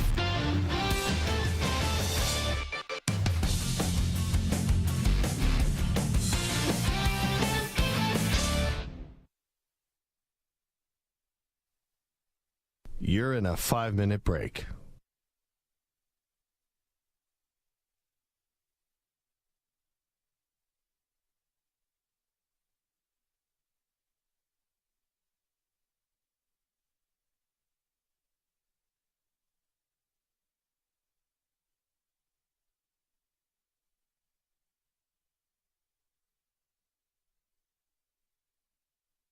Four minutes, 30 seconds remaining.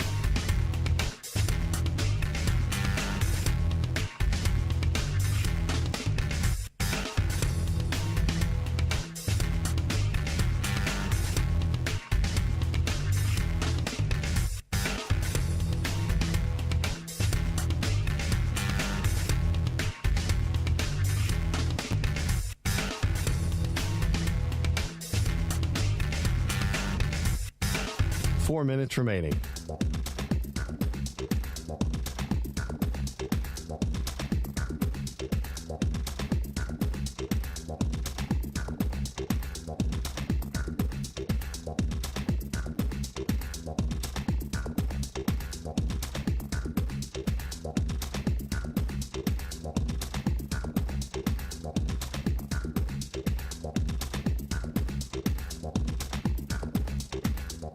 Three minutes, 30 seconds remaining.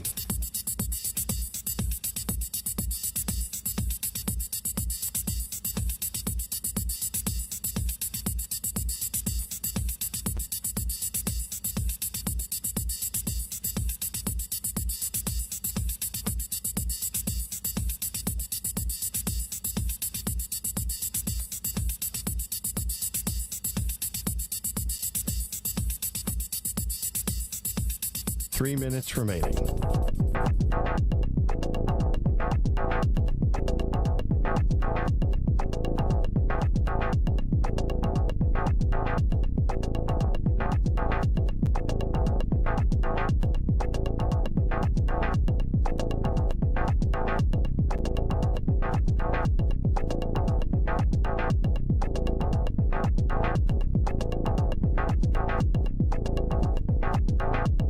Two minutes, 30 seconds remaining.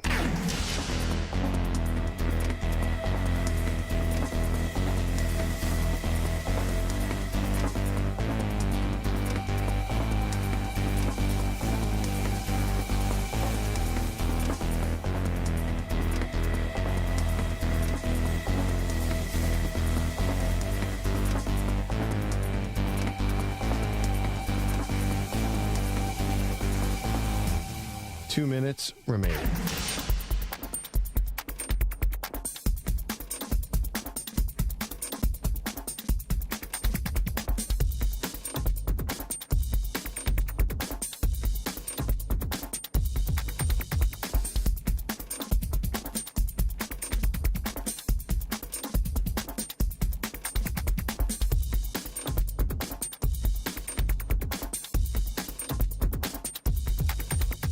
One minute, 30 seconds remaining.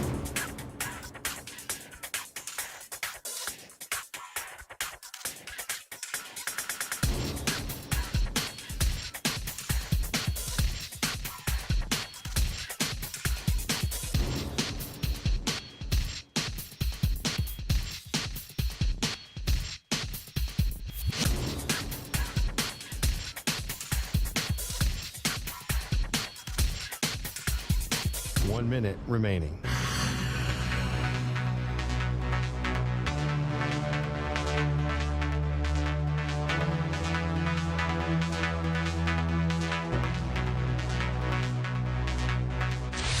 Five seconds remaining.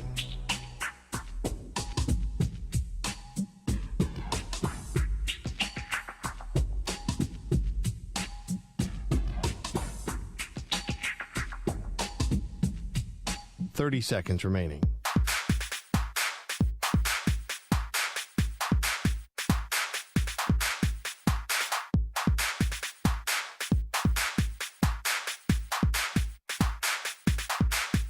Fifteen seconds.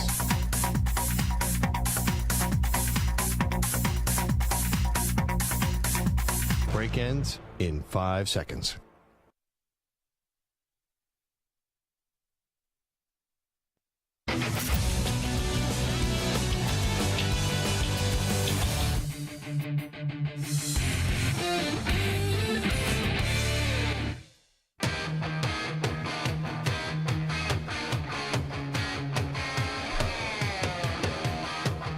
Welcome back to Maggie and Perloff. Maggie Gray, Andrew Perloff across the country on CBS Sports Radio. You want to watch the show, youtube.com/CBS Sports Radio. We're on the absolutely free to download and crystal clear Odyssey app. We're also on SiriusXM channel 158. We've been talking about the big trade from the weekend. That's Trey Lance, the former third overall pick for the 49ers, gets traded to the Dallas Cowboys to be their new third string quarterback. Who wins in this trade?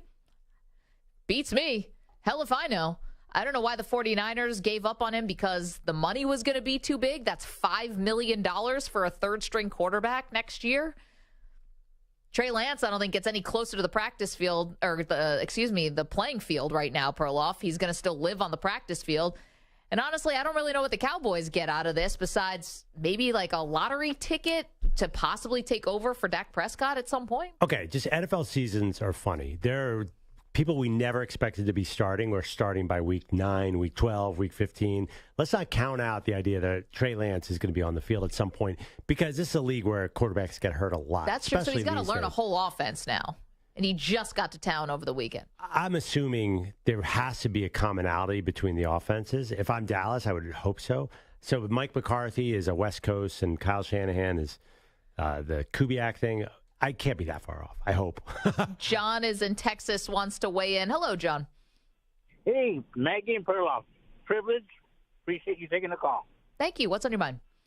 Well, on this Trey Lance trade here, this is what I honestly believe is happening and firmly believe going on is I think you're seeing Jerry Jones' confidence in Dak Prescott starting to waver a little bit. Yeah. The contract that he gave isn't looking too good right now. He already lost with Ezekiel Elliott. And, Marino, he wasn't that highly touted coming out of college. Neither was Roethlisberger or Brady. Maybe he's just thinking, hey, maybe this guy just didn't get the chance to show what he can do. Maybe he believes in him and he feels that Dak Prescott's going to be the guy. John, thank you so much for the call. Interesting quarterbacks that he named there. I think Jerry left this open to interpretation, right? Because Dak Prescott's future is uncertain because they've been talking about contract extension, and it's not happened yet. And, maybe they're thinking about life after Dak and taking a flyer on Trey Lance. But I don't know how it doesn't help you this year, I don't think, unless something crazy happens. Maybe this was just Jerry fell in love. Is it possible? Love makes us do crazy things. And we know that Jerry seems to be prone to fall in love with players and quarterbacks, especially. Maybe this was just, hey, I got a crush on this guy. He's available for cheap. Let's do it. Let's get to our NFL preseason debate countdown. NFL preseason debates countdown. 10 days. That's it, everybody. 10 days until the NFL season kicks off. So, Perloff, today, our preseason debate. Is it a mistake to start rookie quarterbacks from the beginning of the season, like right away, which looks like it's going to happen? C.J. Stroud was named the starter for Houston. Anthony Richardson and Bryce Young have already been named starters, and those were the 3 first-round picks from last year's draft. Now, obviously, I think every situation is different, but first of all, this is a different era than back in the day when Carson Palmer would have to wait a year for John Kitna, et cetera, because these guys grow up playing 7-on-7 football. They pass in high school. They pass in college. Quarterbacks are plenty experienced. They've had tons and tons of reps, except for Trey Lance. So they're usually more ready to start as rookies, much like the receivers are now ready to play receiver. So I think it's a different league. And to me, you learn on the job. It's just common sense, not even just football. There's no other way to learn how to do something except to be on the field doing it.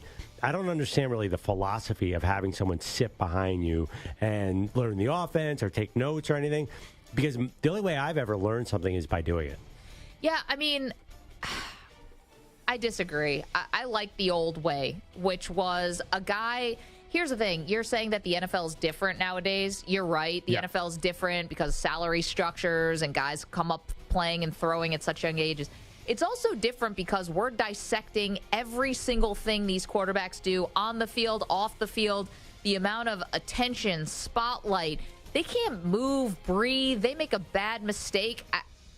It's like it's intensified at some points in a way that's comical. And I know we're part of the problem here sometimes with the media, but it's not just media, it's fans too. It's Romeo Doubs, or was it Christian Watson, drops that pass week 1, and it's like he didn't get his confidence back for another 2 months. He dropped a Jordan Love bomb this weekend. I wanted to go through my TV screen and throttle him, by the way. I'm a little worried about that, but go ahead. I'm just saying, it's a different world in terms of football, but it's also a different world in terms of reaction. Everything. Yep. It's just more. And I don't think it's such a bad thing maybe to keep a guy who's already, like, have you ever heard quarterbacks talk about their last year of college and then the draft season and then going right into their first year? You just don't get a break mentally at all. And I think sometimes it can be okay to sit back and watch someone else do it. And then you get you understand the rhythm of the weeks and how the season is going to go, and then you start. Well, okay, but I'll give a bunch of examples, and you'll give a bunch of examples. Sure. But Peyton Manning had 28 interceptions his rookie year, the famous one. Yep. And became one of the top 5 quarterbacks of all time. Your guy, Josh Allen, I mean, what was his? I don't think there was that much scrutiny on him as a rookie. I thought he was doing. He obviously did not take off until his second or third year.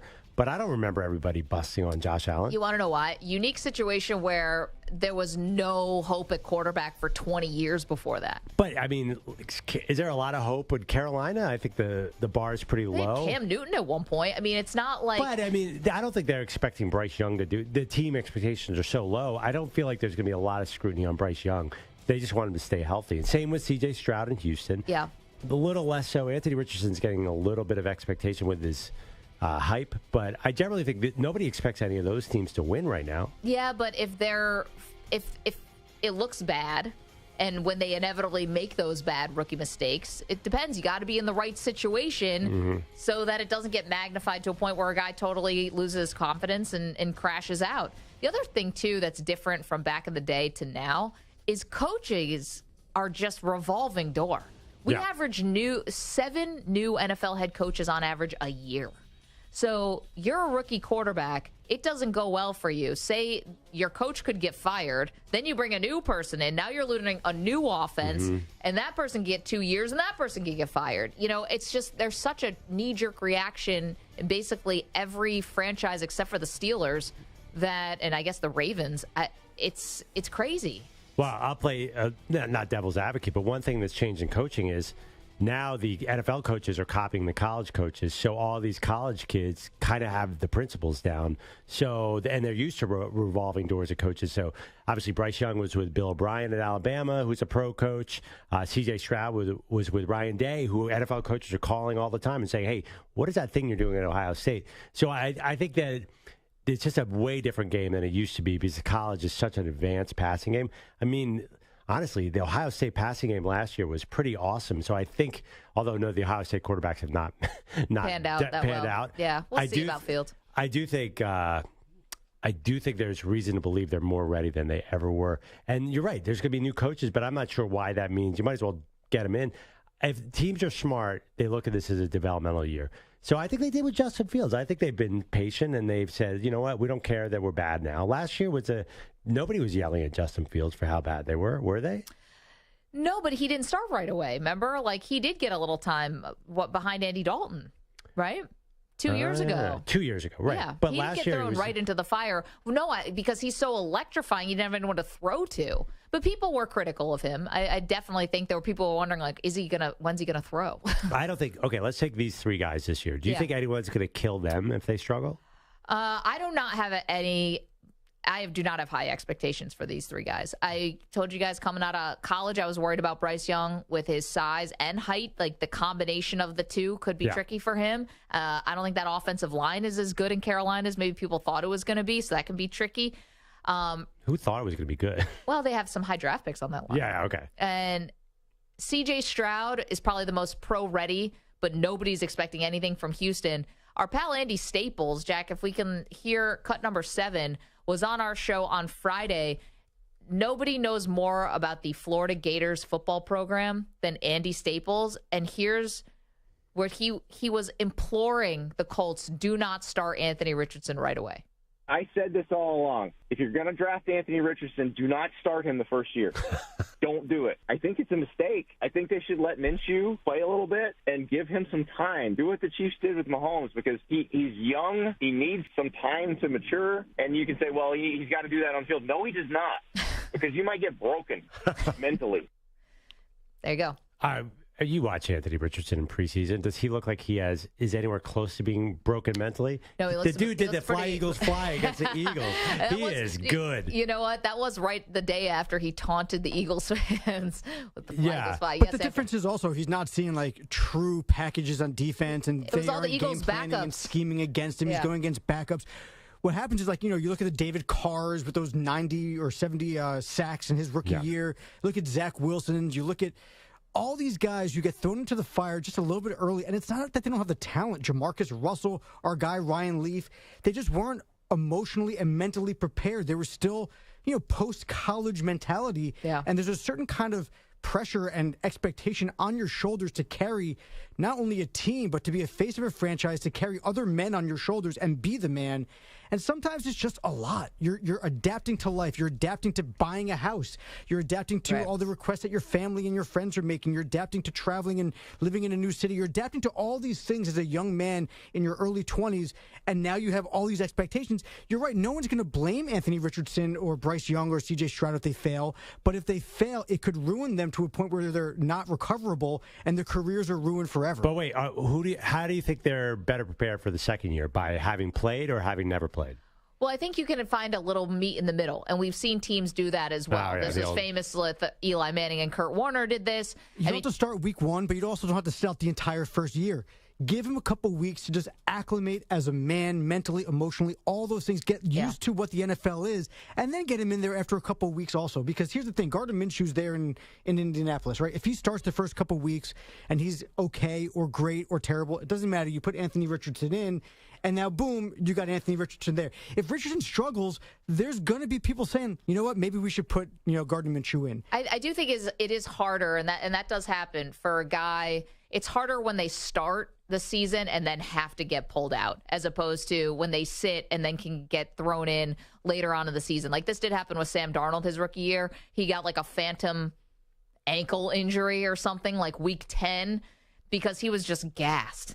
And Josh McCown came in and was terrible, and then he came back like 3 weeks later and finished out the season because he just needed a break. Totally. I mean, Anthony Richardson's going to earn playing time with his legs. So he's a totally different. I mean, Vince Young never made it as an NFL quarterback. He was rookie of the year by just running on every single play. RG3, same. Rookie of the year. Well, yeah, RG3, though, could throw much more than Anthony Richardson and Vince Young. I think it's a little different. But I think Anthony Richardson's legs fit this team and what they're doing. So he'll be able to buy some time. Just like Justin Fields, I know it was his second year, but Justin Fields bought some time. So I think Bryce Young has shown he's going to move around a lot. It's a little scarier with him because of the injuries. But I think mobile quarterbacks, and I see what you're saying, Mike, I totally understand. But Jamarcus Russell and David Carr, those guys, pocket quarterbacks, there's a lot going on there. That's really hard. But if you could run, I think you can sort of jump where you're supposed to be and get some extra reps in there. I think Richardson's going to be a spectacular runner. Even though he was doing it against second team, I understand. Yeah. But all the signs are he's going to be a very unique running quarterback. Do you think all three of these guys are going to end up being really good? Maybe not their rookie year, but like they're all going to pan out? Yeah. Well, I'm such a sucker for preseason. I watched all the throws C.J. Stroud had yesterday. Oh, my gosh. Like, wow, that looked good. But it reminded me, like, that's Ohio State quarterback. I have a lot of faith in Bryce Young. I have second most faith in Anthony Richardson. And I think all three are going to be pretty good. But C.J. Stroud could run into that, I don't know, that Dwayne Haskins thing where you're on the wrong team. The guy who I think is ironically most pro-ready is in the worst situation. Because what do we know about Houston's offense around him? Oh, Mechie? I mean, unless they hand it off a lot to Dameon Pierce. Yep. Yeah, and Indy's offense isn't great either. That's the other thing, too. These teams have nothing to lose by starting them. Gardner Minshew, I know, Mike, he's a very good veteran quarterback. He's not winning anything in Indianapolis. But Indianapolis isn't winning anything anyway. And by the way, tomorrow is the deadline for Jonathan Taylor. It's a deadline that the team has given Jonathan Taylor to try to find a trade. If not, he's going to be on the team. And honestly, I think he helps Anthony Richardson a lot. They might win something. What do you think? You think the Jags are going to fall off in the AFC? No, I mean, I think the Colts could win some games, though. I mean, listen, Tim Tebow made the playoffs by just running. He didn't throw a single pass. He was a young quarterback with no passing skills whatsoever. Well, one famous one to Demaryius Thomas. May he rest in peace. But if you have a good defense and you run like crazy, you can pick up some games as a rookie. So maybe they have, how many All-Pros are on that team? They have Shaq Leonard, Quentin Nelson, Ryan Kelly. They got a lot of good players. We'll see. 855-212-4CBS, 855-212-4227. So what did Jerry Jones have to say about the big trade? The Cowboys trading for Trey Lance. Also, Jerry talking about one of the regrets that he's had in his football life. We'll get to that. Don't move. Maggie and Perloff on CBS Sports Radio.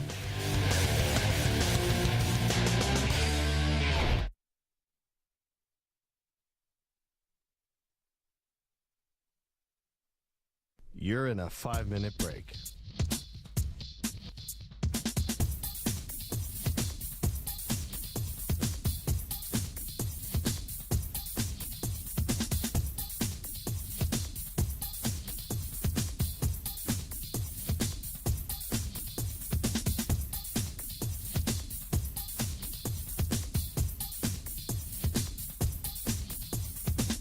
Four minutes, 30 seconds remaining.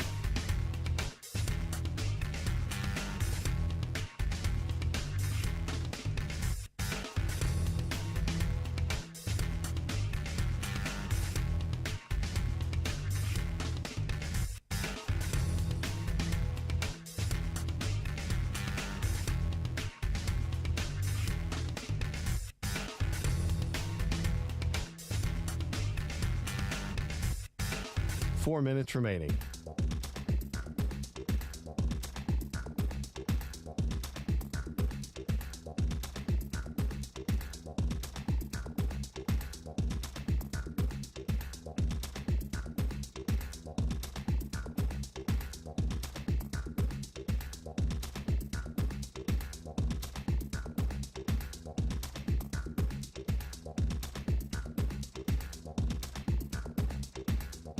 Three minutes, 30 seconds remaining.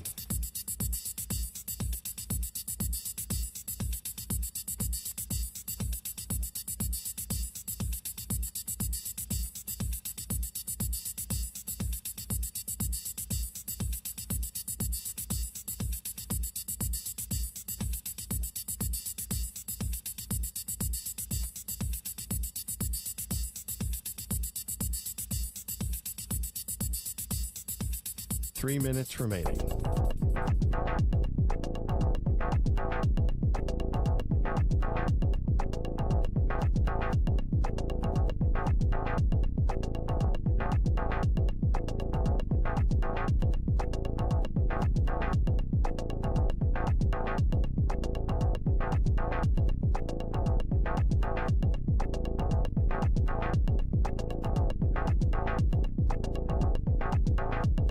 Two minutes, 30 seconds remaining.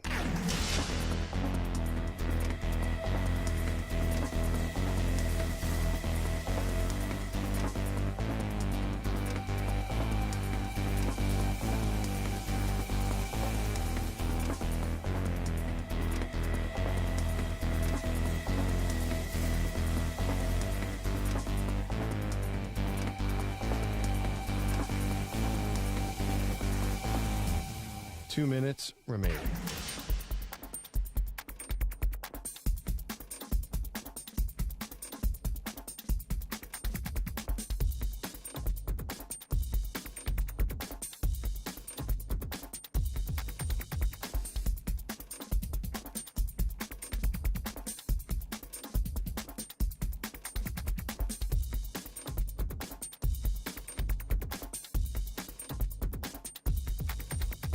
One minute, 30 seconds remaining.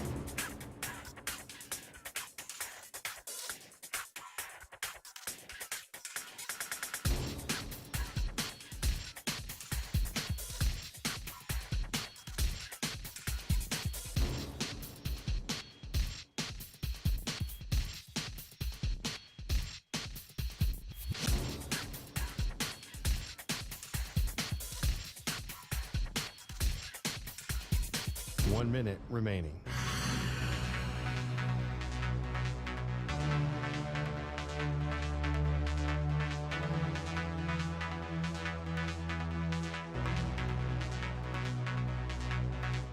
Forty-five seconds remaining.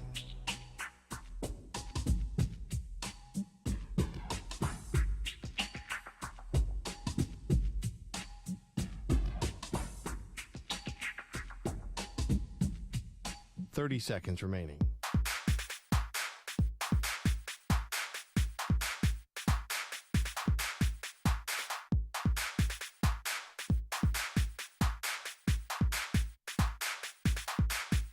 15 seconds.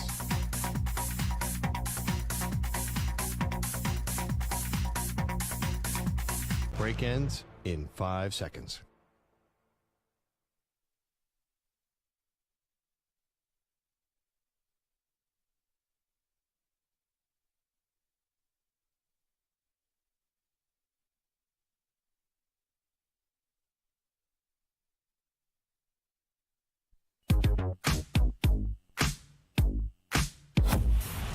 We were talking about sports triggers. Mike is in Pennsylvania, has got one. We never should have let Jimmy Butler go. No. Come playoff time? I was tickled by it. He's got a laugh that makes me laugh. People said Kawhi Leonard in the chat. Yes. Very much. Wow. Maggie, I think the Sixers are going to win the NBA championship this year. The Bills will win a Super Bowl. Don't say that.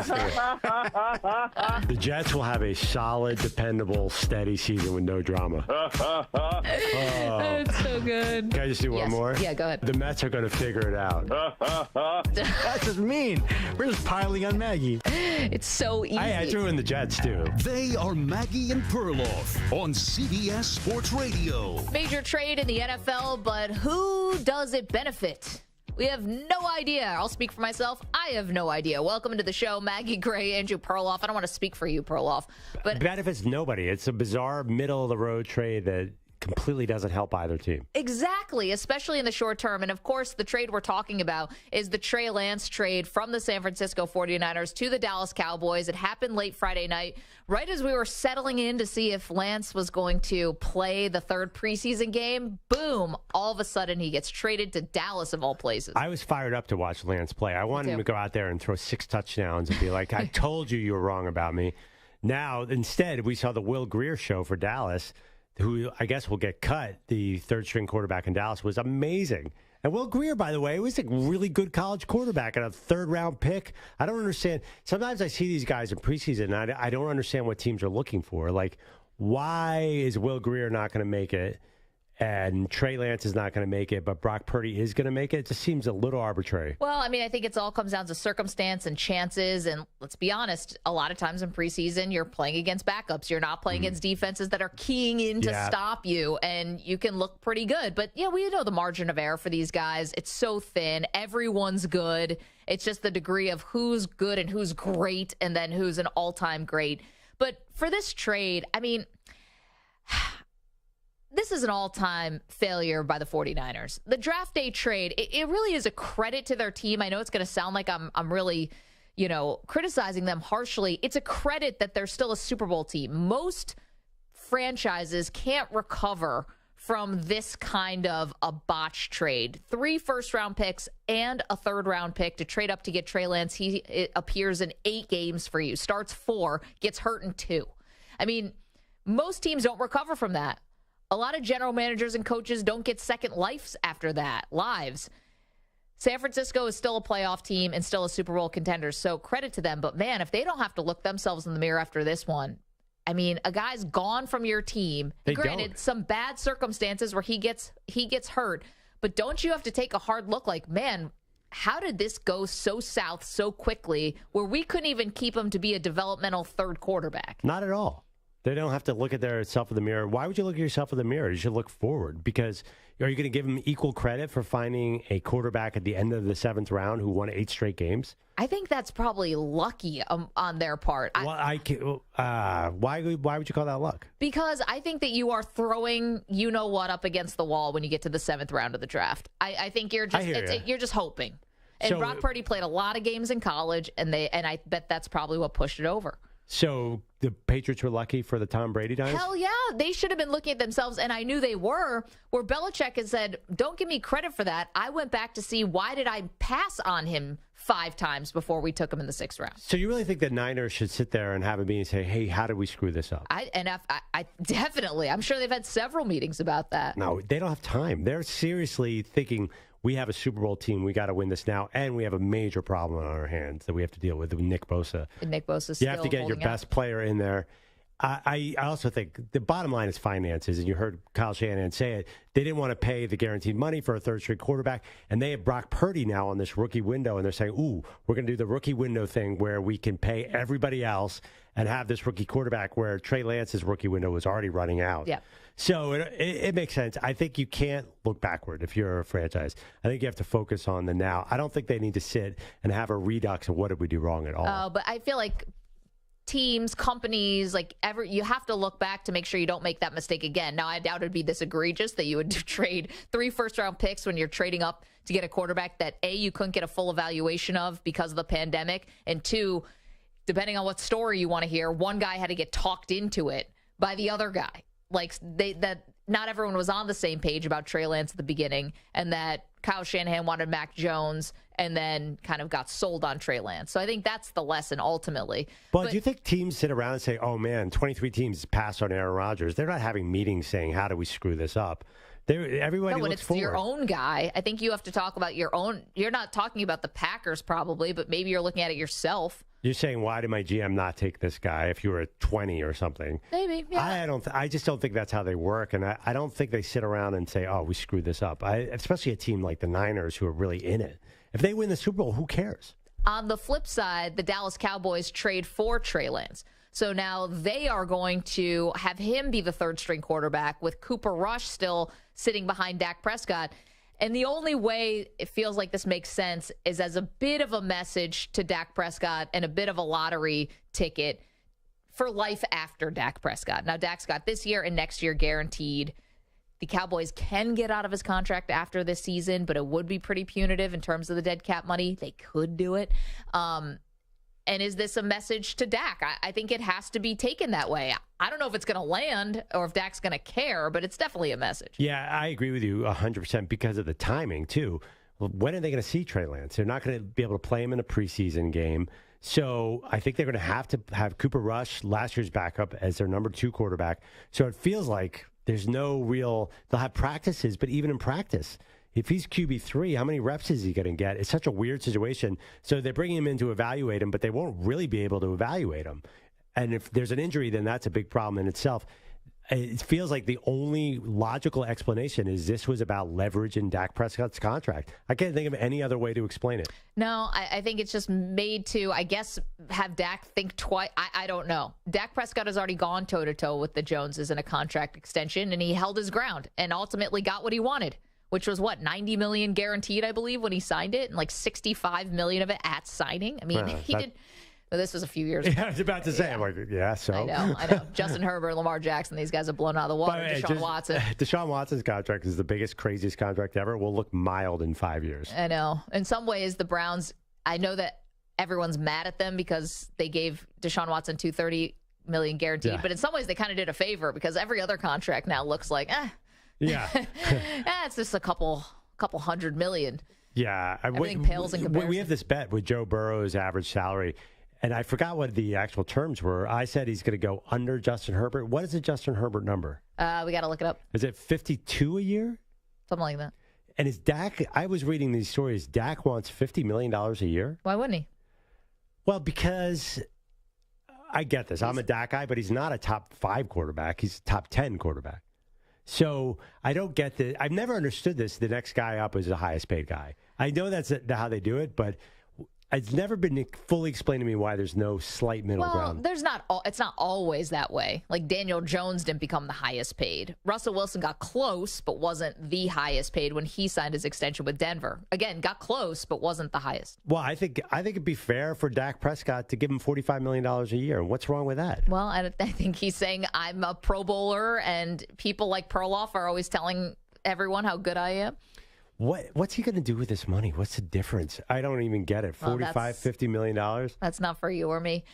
You say that, but still, like, are you really going to hold out to go from $700 million in your life to $730 million? It's so insignificant. You know what's funny? I don't know if anyone was watching the golf over the weekend, but Victor Hovland won the FedEx Cup. And so it comes with, $10 million or something you win on the spot? And he said...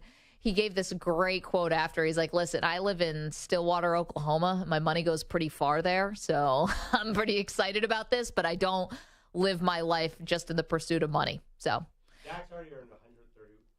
Dak's already earned $131 million on the field, probably millions and millions and millions off. He's probably one of the top 2 or 3 most marketable quarterbacks. He's never going to spend this money. Okay, but neither is Jeff Bezos, and nobody cares about how much money he makes. So you got to apply that to everybody everyone. on earth finds it obnoxious how much money Jeff Bezos makes. Okay, but again, like I don't. You can't tell somebody, oh, they should make less money because why? It's obnoxious. I mean, that doesn't fly. Honestly, I think it's because, are you really going to play chicken with the team, Dak Prescott? Is it really worth it to you to get up to $50 million? This is not your first contract, so why play hardball here when you can get? Why not just do a deal for 8 years and why not get security in this case? I'm actually thinking of Dak. This is not a time for hardball for Dak. Well, he's not going to sign an 8-year deal now. But whatever. I mean, my point is get long-term security. Yeah, they're going to they're talking about 4 or 5 real years to kick the salary cap down. Yeah, I would do 4 or 5 years for sure. Well, 4 is different than 8. It's not a baseball contract. It'll be an 8-year contract worth $350 with a bunch of dummy years, because they need to do that, because they need to spread out all the salary cap so they can sign Micah Parsons. Yeah, they're talking really long term with Dak. Well, but here's the thing: does that change at all, or they're hoping that maybe Dak changes his tune now that Trey Lance is in the building, right? First of all, we don't know if Dak's playing hardball. We don't know much about these negotiations. That's a good point. You kind of assume. But he's already made a lot of money. I would go for stability over really, really pushing the per year. He's going to be fine, Maggie. I think he's going to make it. Well, 855-212-4CBS, 855-212-4227. You're welcome to weigh in on both the sides of this. On the 49ers side, where they have in almost no time at all, given up on a top 3 draft pick. And then on the Cowboys side of this, do you actually expect to see anything from Trey Lance? Anything? I mean, do we accept? Whether someone called in and said there'd be packages, maybe 3 or 4 Wildcat plays, that'd be fun. Yeah, maybe. But again, that's not exactly what Dak Prescott is. That's not always been the issue. The issue is consistent reps, because he didn't have it in college and he hasn't had it in the pros. Yeah, although actually now that I think about it, it'd be fun to see him. I want to see what he looks like in a different situation. I want to see him in San Francisco. We never got to see it. 855-212-4227. Sean's our pal in Oregon. He's up. Hey, Sean, how are you? I'm pretty good. How you guys been? Excellent. I don't know if you were listening earlier, but we did go through our list of show bets, Sean, and yours is right up there. You and Perloff, you think that the Jets are finishing third or worse, third or fourth in the AFC East. Perloff says first or second. So it's noted. It's in the book. It's on the list. We need to get the stakes down on that. I know. I don't know. How pinky finger? Well, no, pinky finger. Come on now. Come on. I also want to bring up Dak Prescott. Sure. I don't really care who the best guy is at a company, or like a quarterback in the NFL. But when you're the quarterback for the Dallas Cowboys, you should be the highest paid quarterback in the NFL. That's the way I look at it. Why? Well, because they make the most money, and they're the best team out there. That's America's team. They're worth more than any other sports franchise in America. And when you represent that sports franchise and you do your job well, you should be the highest paid guy. Interesting. It's still a salary cap sport, though, Sean. I mean, they can't pay him more just because they are worth more. Yeah, I go into the office all the time. I say, I don't care what the union scale is. This is what I get. You got to pay me. You pay me 30% more than the rest of the guys. You do whatever you got to do to get me my money. Oh, how's that work out? Oh, it works out great. Okay. Yeah, we might need Sean. I don't pay for my parking. I don't pay for lunches. I don't pay for motels. I get extra perks that almost nobody else in my company gets, just like Dak Prescott should get. Wow. Sean, look at you. Thank you so much. Appreciate that. I mean, it sounds really great and good for Sean that he's making the most of it, but obviously Dallas, you only want the quarterback to be a certain percentage of your salary cap because you got to pay other guys. I understand his logic, but I agree with you. There is a salary cap and there's a marketplace where the opportunity cost of signing Dak Prescott is you can't have somebody else who might be able to take them further. I want to know more about these free motels. I know. I'm like, wait a minute. How's Sean getting all these perks saying I don't care about – I kind of love that. But here's the other thing. about the Cowboys could make the opposite case, right? They could say, listen, we're going to pay you less because you are the Dallas Cowboys quarterback. You'll make more outside. You'll make more endorsements. You'll make more of just being, America's team's quarterback. It's like if you move to a place, this has happened, I know, with some colleagues of mine, you work in a big city and then you go work for a company that's in a smaller town. Mm-hmm. And they'll say, well, we're going to pay you less because the cost of living out here is so much lower. Yep. It's like, well, at the same time, you might be right about that, but that's still tough to swallow. There's an interesting thing in NIL. Sometimes players want to go to a smaller city because you're a big fish in a small pond. Mm-hmm. If you go to USC, I mean, Caleb Williams is an exception, but you're competing with 7,000 other influencers. Or if you go to New York, there's so many influencers around. But if you're in Tuscaloosa, you're the whole ballgame. Right. So I do think that, there are advantages to being the guy.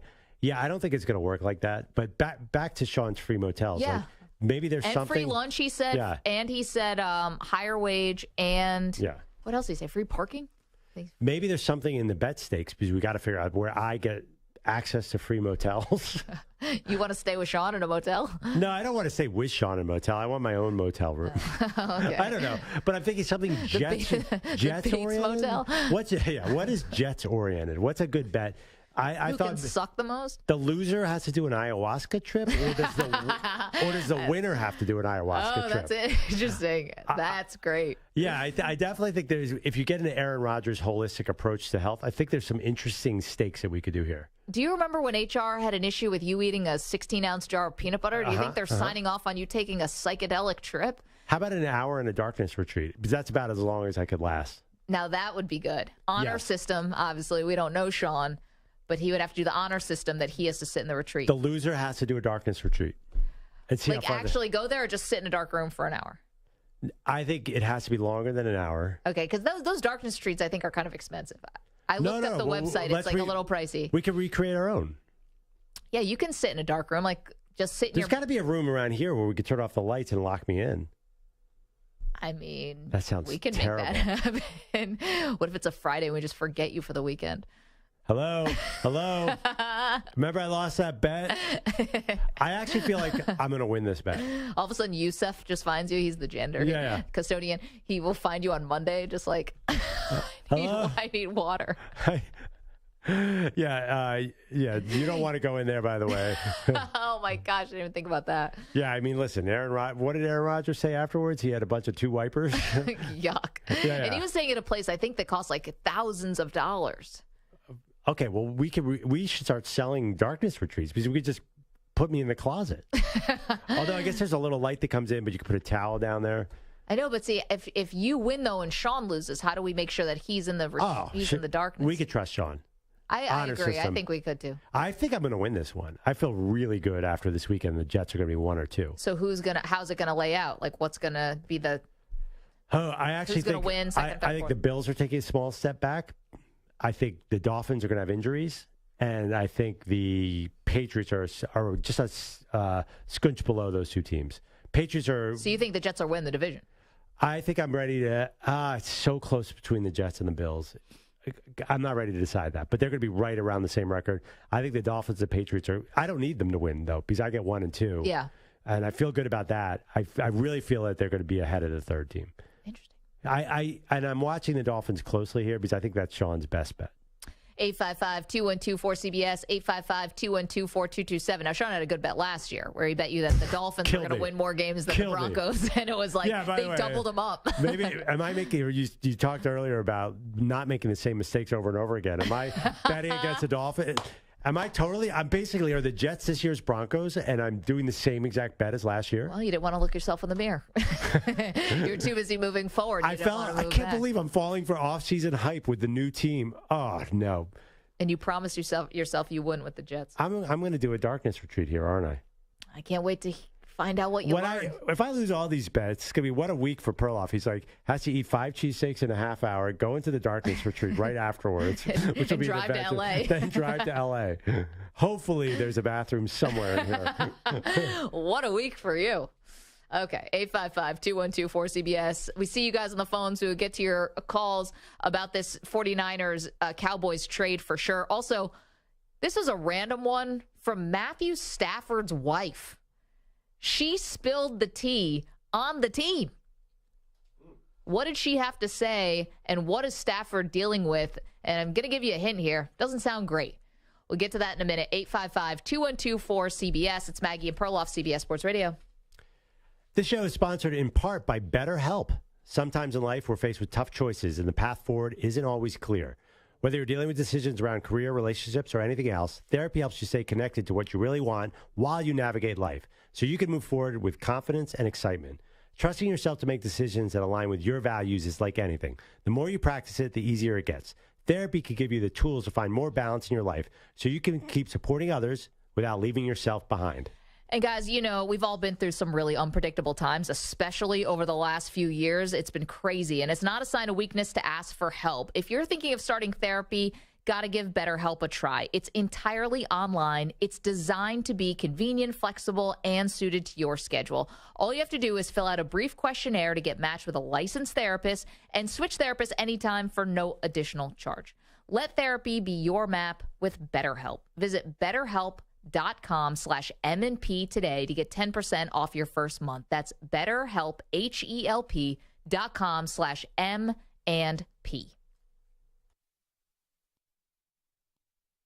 You're in a 4-minute break.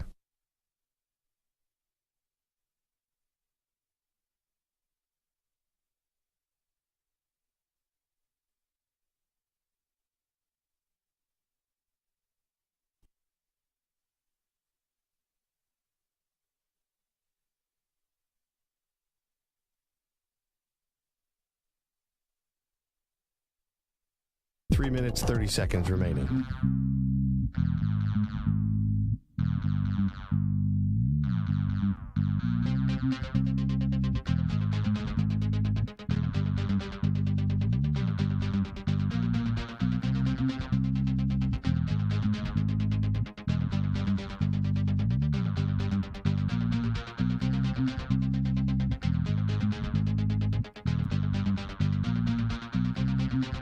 Three minutes remaining.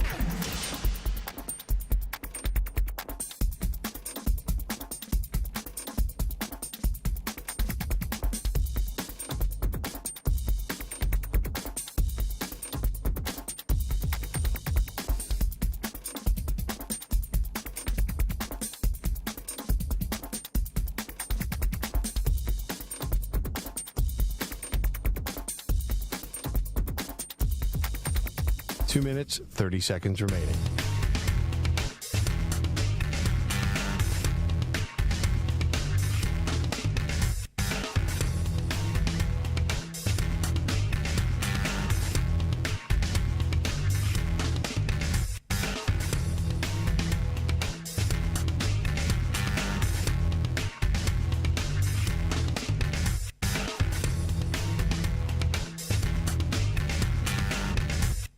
Two minutes remaining.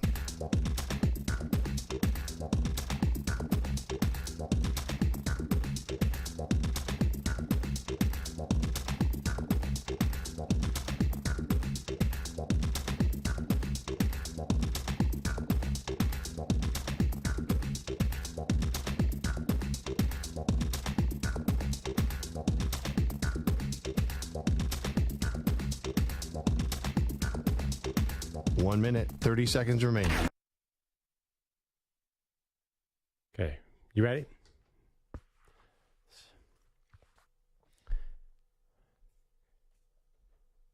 Ready?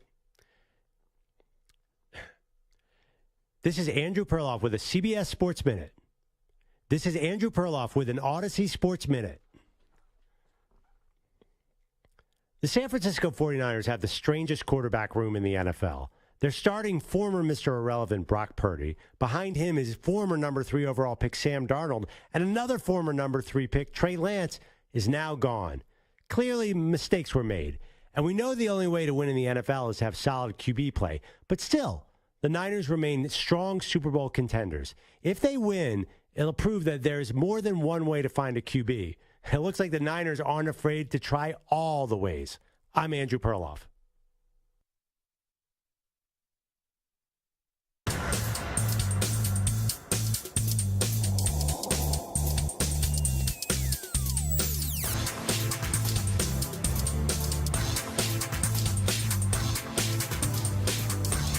15 seconds.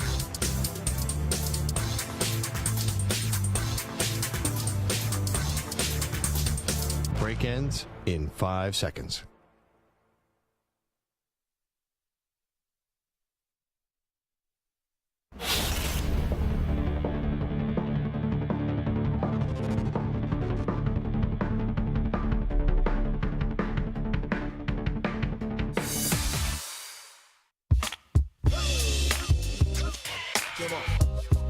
And yes, y'all, you are now in tune to the sound.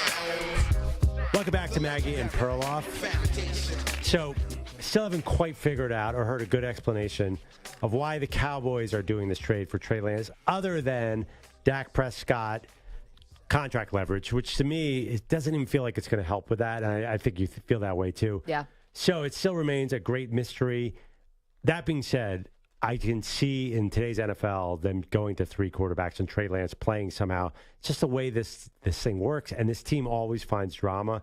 I just have a feeling we're going to see Trey Lance play with a star on his helmet. You want to know what's a bummer about that, though? The last time that Dak Prescott had a significant injury, I know Cooper Rush came in last year, went 4-1, did a good job. But when he had a significant injury, like when his leg was broken in the game against the Giants, the entire Cowboys season went off the rails. Now, listen, the defense is better now, but in this hypothetical situation where they're down to quarterback 3, is the Cowboys, well, I guess their defense probably is good enough to keep them in it. Well, Cooper Rush has developed. I mean, he played really well last year. Yeah, they got a nice little soft part of the schedule. He played well.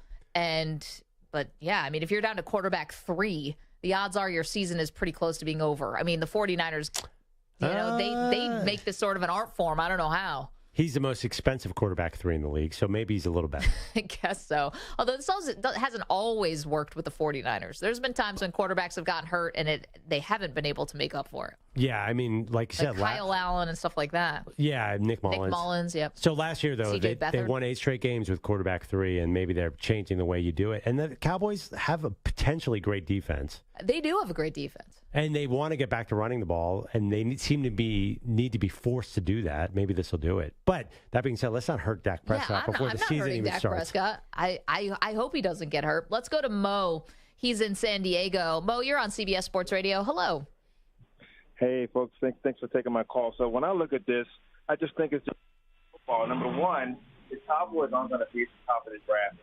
So they don't plan on it. So when you have a chance to even sniff a quarterback that has this type of profile, then number two, you never have enough quarterbacks in this league. I mean, the Eagles just did the same thing with Jalen Hurts. They didn't intend on it, and you don't hope that happens, but you always have an insurance policy just in case. And if you can get it at a premium, this pick is not even a high pick in the 4th round. The Cowboys have a normal season that they're expected to have. This is going to be a late pick in the 4th round. That's a pretty good deal for a guy who has a high upside. And there is no rush to play him. Worst case scenario, you get him out there, he showcases, you start to show and develop. You flip him for others because people are always desperate for quarterbacks. Yeah, and Mo. You have the quarterback. Has all the leverage. So why not? I mean, it doesn't hurt. It doesn't hurt them. The Cowboys have shown that they can draft and develop players. Yeah. While people say certain things about them, they do seem to show that they have been able to draft and develop talent very well.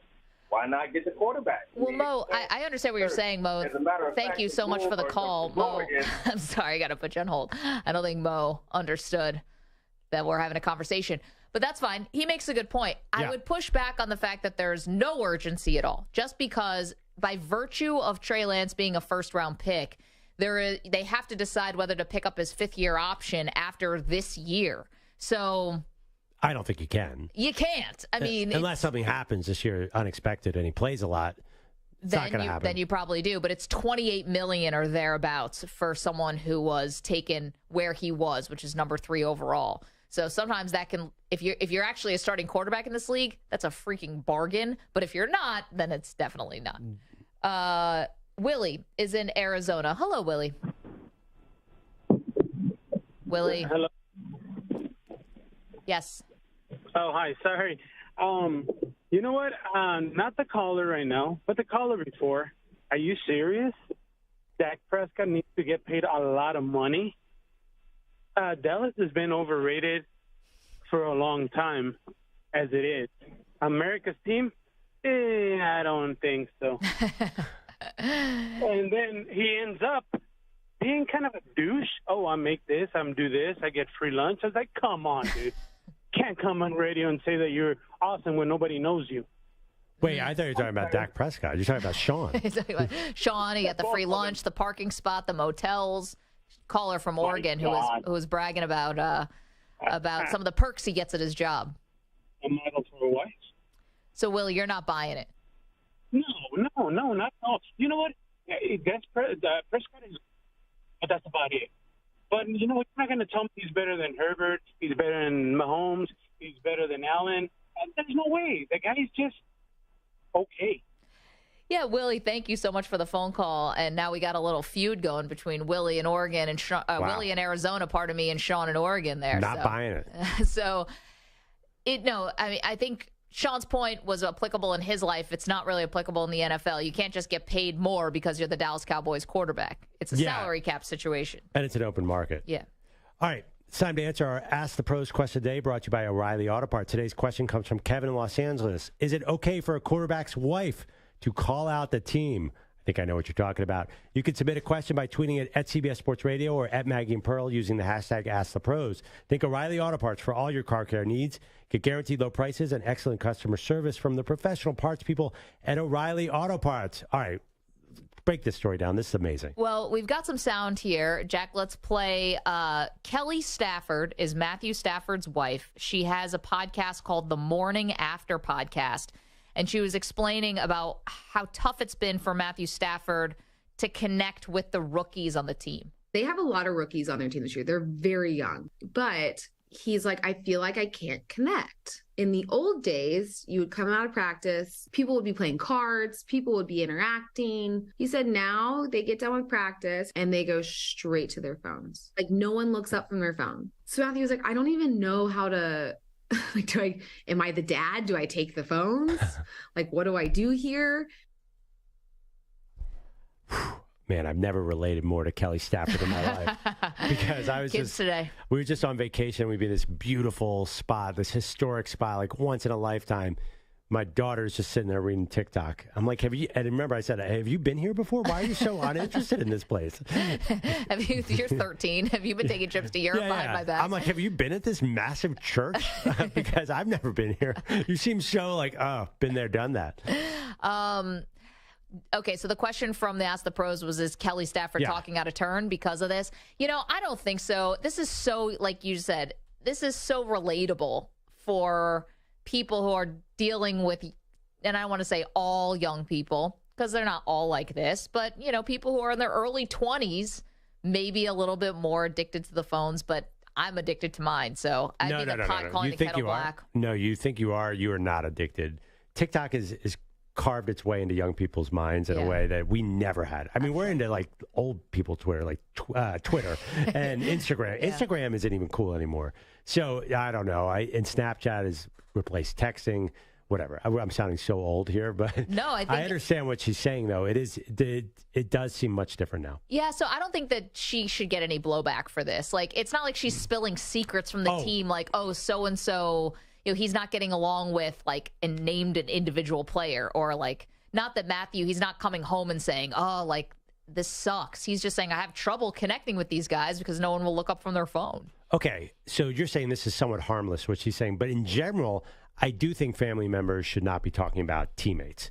Yeah. Usually it's the parents, and oftentimes it could be the partner as well. But I just don't think in general you want that. I think if I was a professional quarterback, I would tell everyone close to me, hey, you know what? You might have strong opinions on the team.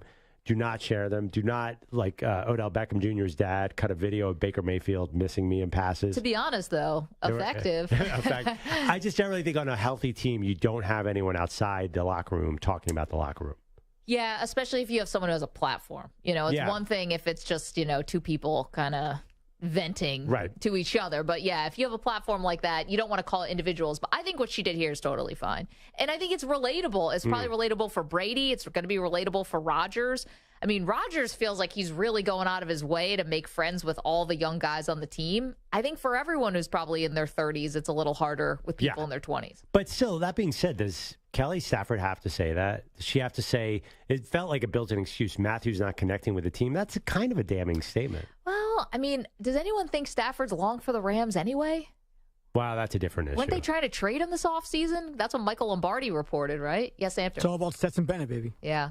You want to know something? You know, they like, I don't know if they do this on Android, but on iPhone, they give you a weekly screen time update. Yeah, I get Is that a shot at my phone?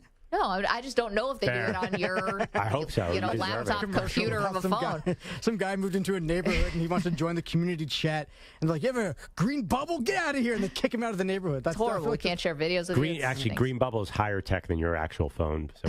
do every time Samter wants to send us a video, has to do it through WhatsApp. Anyway, but so I went on vacation just like you did 2 weeks ago.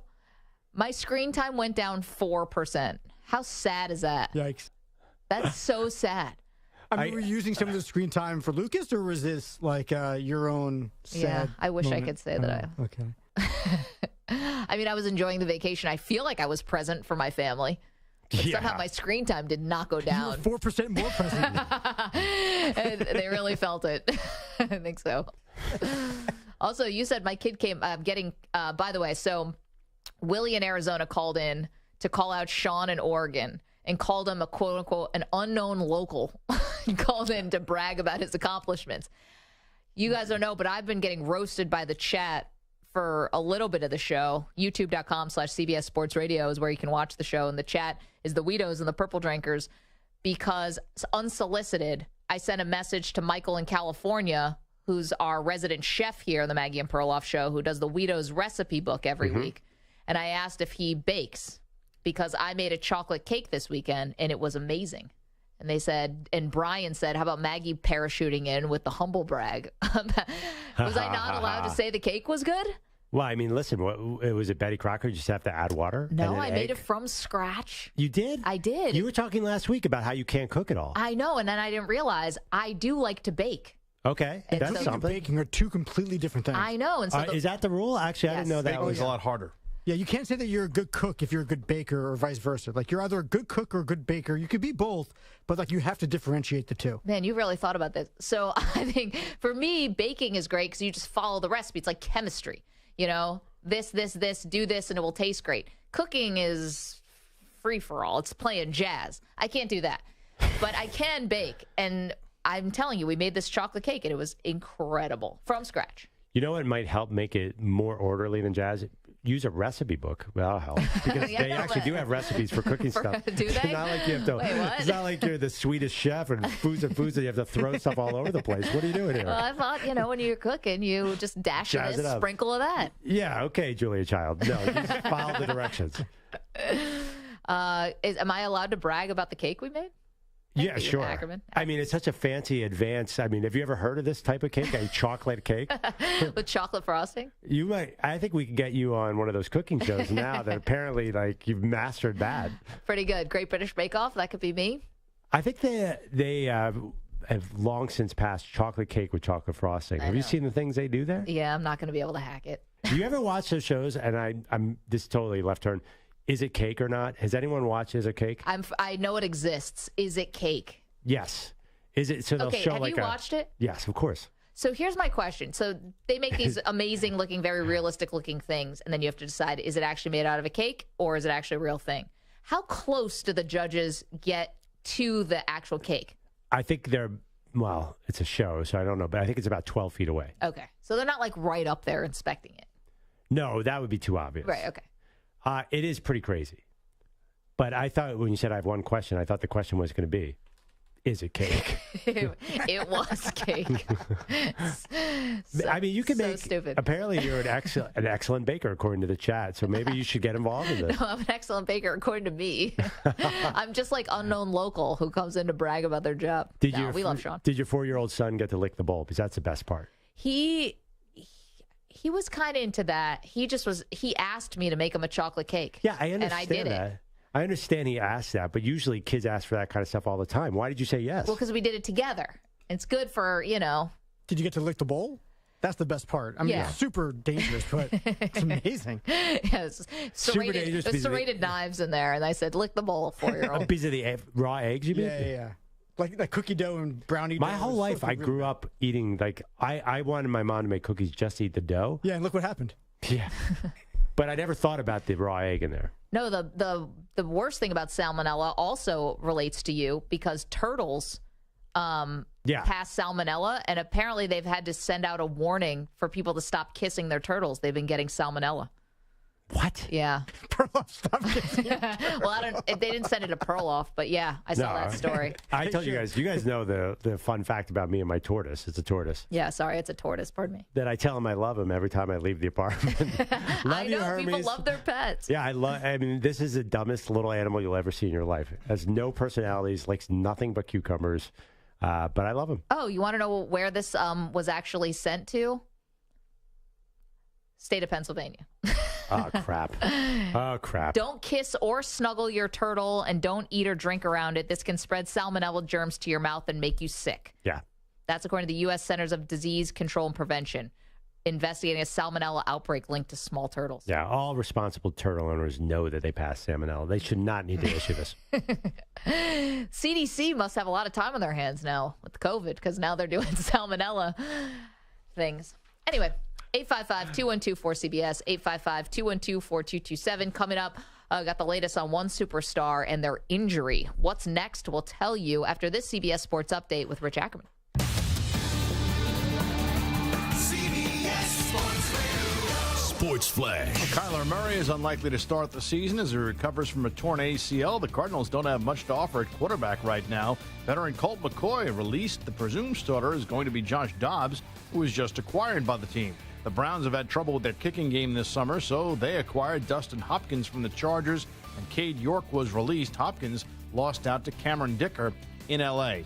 The Reds have been sparked by an infusion of youth and hoping it carries them to a postseason berth. They open the day a game and a half behind Arizona in the wild card chase, along with the Giants, who they'll face tonight. After opening their road trip with a sweep of the Angels, Spencer Steer and company dropped 3 of 4 in a crucial series in Arizona. We're still going to be ourselves and play loose, play our brand of baseball, and I think we focus on doing that and coming in every day and focusing on just playing good baseball. I think that's a good recipe. A pair of rookies will be on the mound in Andrew Abbott and Kyle Harrison. The Diamondbacks are in L.A., with Cy Young contender Zach Gallen going for his 15th win. I'm Rich Ackerman. This is Jim Rome. Have a strong take? Then I want to hear from you. Weekdays from 12 to 3 Eastern, right here on CBS Sports Radio.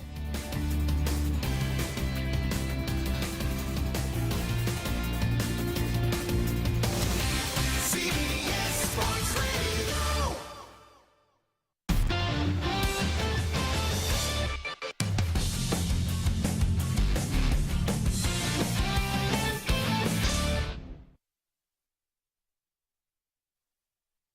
You're in a 5-minute break.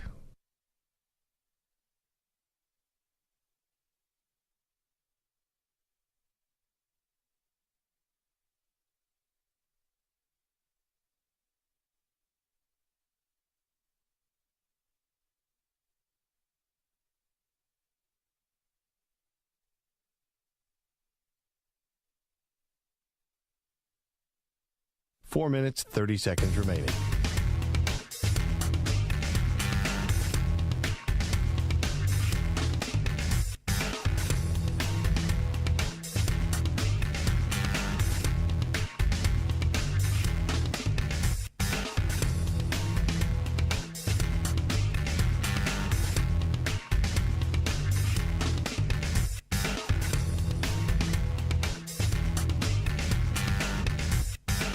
Four minutes remaining.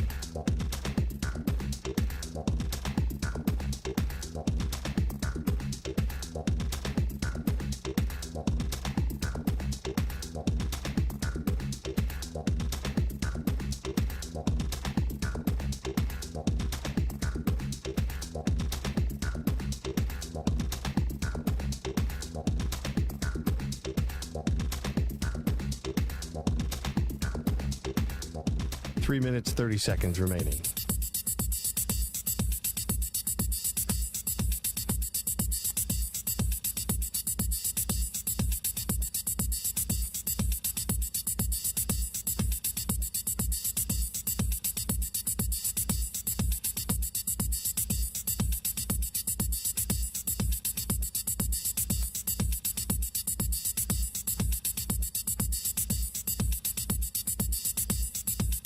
3 minutes remaining.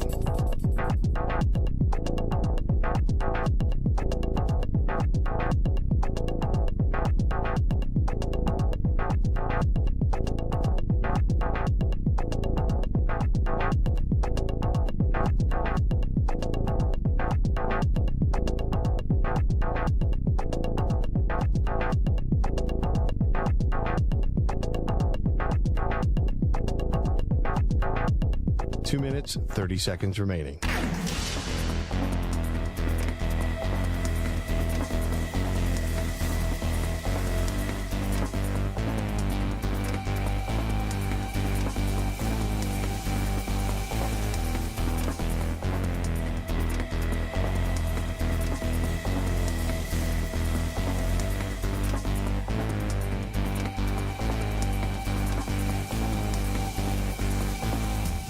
Two minutes remaining.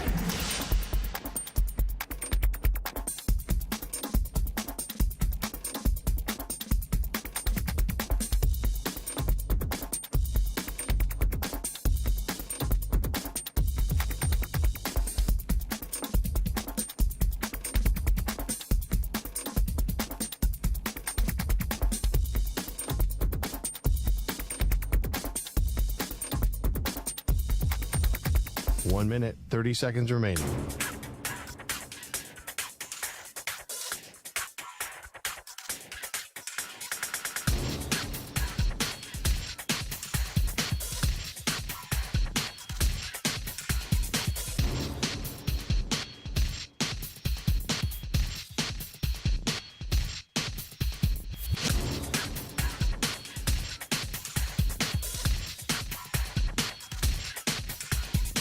One minute remaining.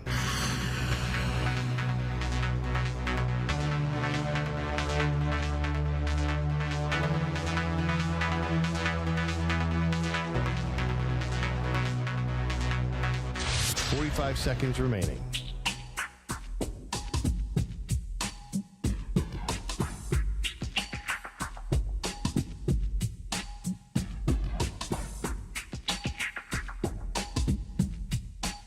Seconds remaining.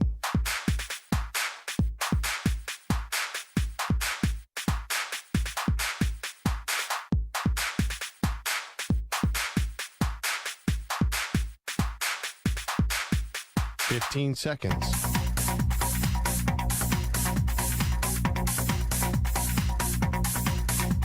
Break ends in 5 seconds.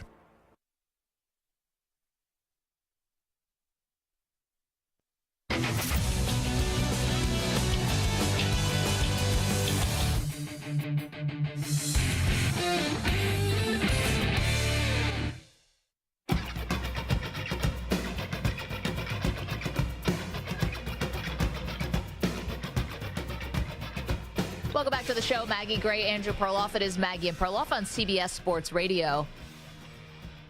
Samter, we should put it up as a poll question. Is it okay to brag about your cooking skills?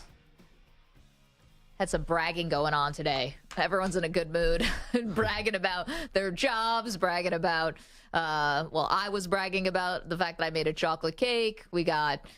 And those aren't cooking skills, again. Baking. You're bragging about your baking skills. But even making a chocolate cake with chocolate frosting successfully, I feel like this is not very evolved baking. All right. Well, I watch a lot of these shows. I watch a lot of these shows, and they're not pulling out chocolate cakes. They're doing advanced things. All right. Sorry, I didn't have a ganache.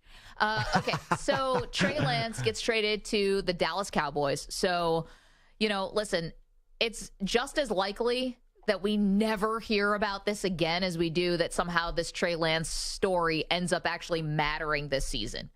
Like, I would give it less of a chance that this actually matters. It'd be the more fun option if somehow this all comes back around and we get Trey Lance against Brock Purdy starting a playoff game or something. But I doubt that's going to happen. Yeah, but the unpredictable things do happen. A lot of quarterbacks play by the end of the year. I mean, by week 16, there's going to be half the starters from week 1 will be gone. Just injuries. I mean, and then a few will be benched.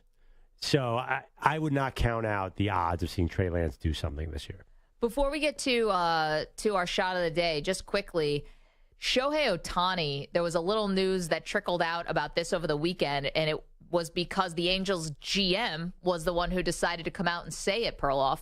and that is the fact that Shohei Ohtani refused to get an MRI, according to their Angels GM, after he was feeling some fatigue in his arm, but before he got shut down with the partial tear in his UCL in his elbow. So is it thinking an MRI might have revealed the tear and made it a little bit less? It's possible, but I wonder, how could he have pitched even an inning and a third with a tear in the elbow? I mean, some guys can, I guess, but wouldn't that have been difficult to do? So I don't understand this injury, because the fact that he played and killed your Mets, which is so funny. Well, predictable. Thank you. Yeah, just the fact that he has a torn UCLA and he goes out there. Torn UCLA. Yeah, Sorry. Yeah, but he goes out there. The Pac-12, the torn UCLA. Honestly, hasn't the Pac-12 been through enough? He ripped them, and he stole 2 bases in the win on Saturday. I think I told Maggie the next chapter, Shohei Ohtani leads the league in stolen bases, because, and Maggie goes, why? What's the point? Just to have the weirdest career in the history of baseball? Wouldn't that be incredible if Shohei led the league in stolen bases? Sure. I mean, listen, if he's not going to pitch and he's just going to DH, why not? Just going to you say just going to DH. It's 2023. Nobody cares if you play the field, Maggie. Stop with the field stuff. Yeah, I know. Nobody cares that Aaron Judge plays right field, I'm sure. Let's get to our shot of the day. Oh, that's a lot of wins coming out of that. And the shot of the day is brought to you by Casamigos Tequila. Casamigos is brought to you by those who drink it. Today's shot of the day comes from earlier in the show, a little snapshot of the show. Andrew Perloff talking about maybe the stakes of a show bet he has with our listener, Sean in Oregon, and could it end in a darkness retreat? I think there's some interesting stakes that we could do here. The loser has to do a darkness retreat. There's got to be a room around here where we could turn off the lights and lock me in. I mean, that sounds we can terrible. make that happen. What if it's a Friday and we just forget you for the weekend? Hello? Remember I lost that bet? All of a sudden, Yusef just finds you. He's the gender. Yeah. He will find you on Monday, just like, I need water. Yeah, you don't want to go in there, by the way. Oh, my gosh. I didn't even think about that. What did Aaron Rodgers say afterwards? He had a bunch of 2 wipers. Yuck. If I lose all these bets, it's going to be what a week for Perloff. He's like, has to eat 5 cheesesteaks in a half hour, go into the darkness retreat right afterwards, which will be drive an to LA. Then drive to LA. Hopefully there's a bathroom somewhere in here. What a week for you. It's shaping up that way, Perloff. But I think I'm going to win all these bets. I'm so confident on 2 of them. Which ones? I'm positive Victor Wembanyama is not winning Rookie of the Year. So you will not have to drive to San Antonio. Yes. I feel very good about the Jets. Okay, so if The you Jets and are gonna Sean be agree first or on second. this about going into a darkness retreat, What's the third bet? I don't even remember what it or is. just a darkness room. Yeah, what's the third bet? Why am I eating the cheesesteaks? I can't even remember. You and Zach did this when I was out one night. That was it. There was no sports involved. I was honestly You guys were just talking about food, and you're like, yeah, I could eat 4 cheesesteaks. Just dumb pride. Yeah.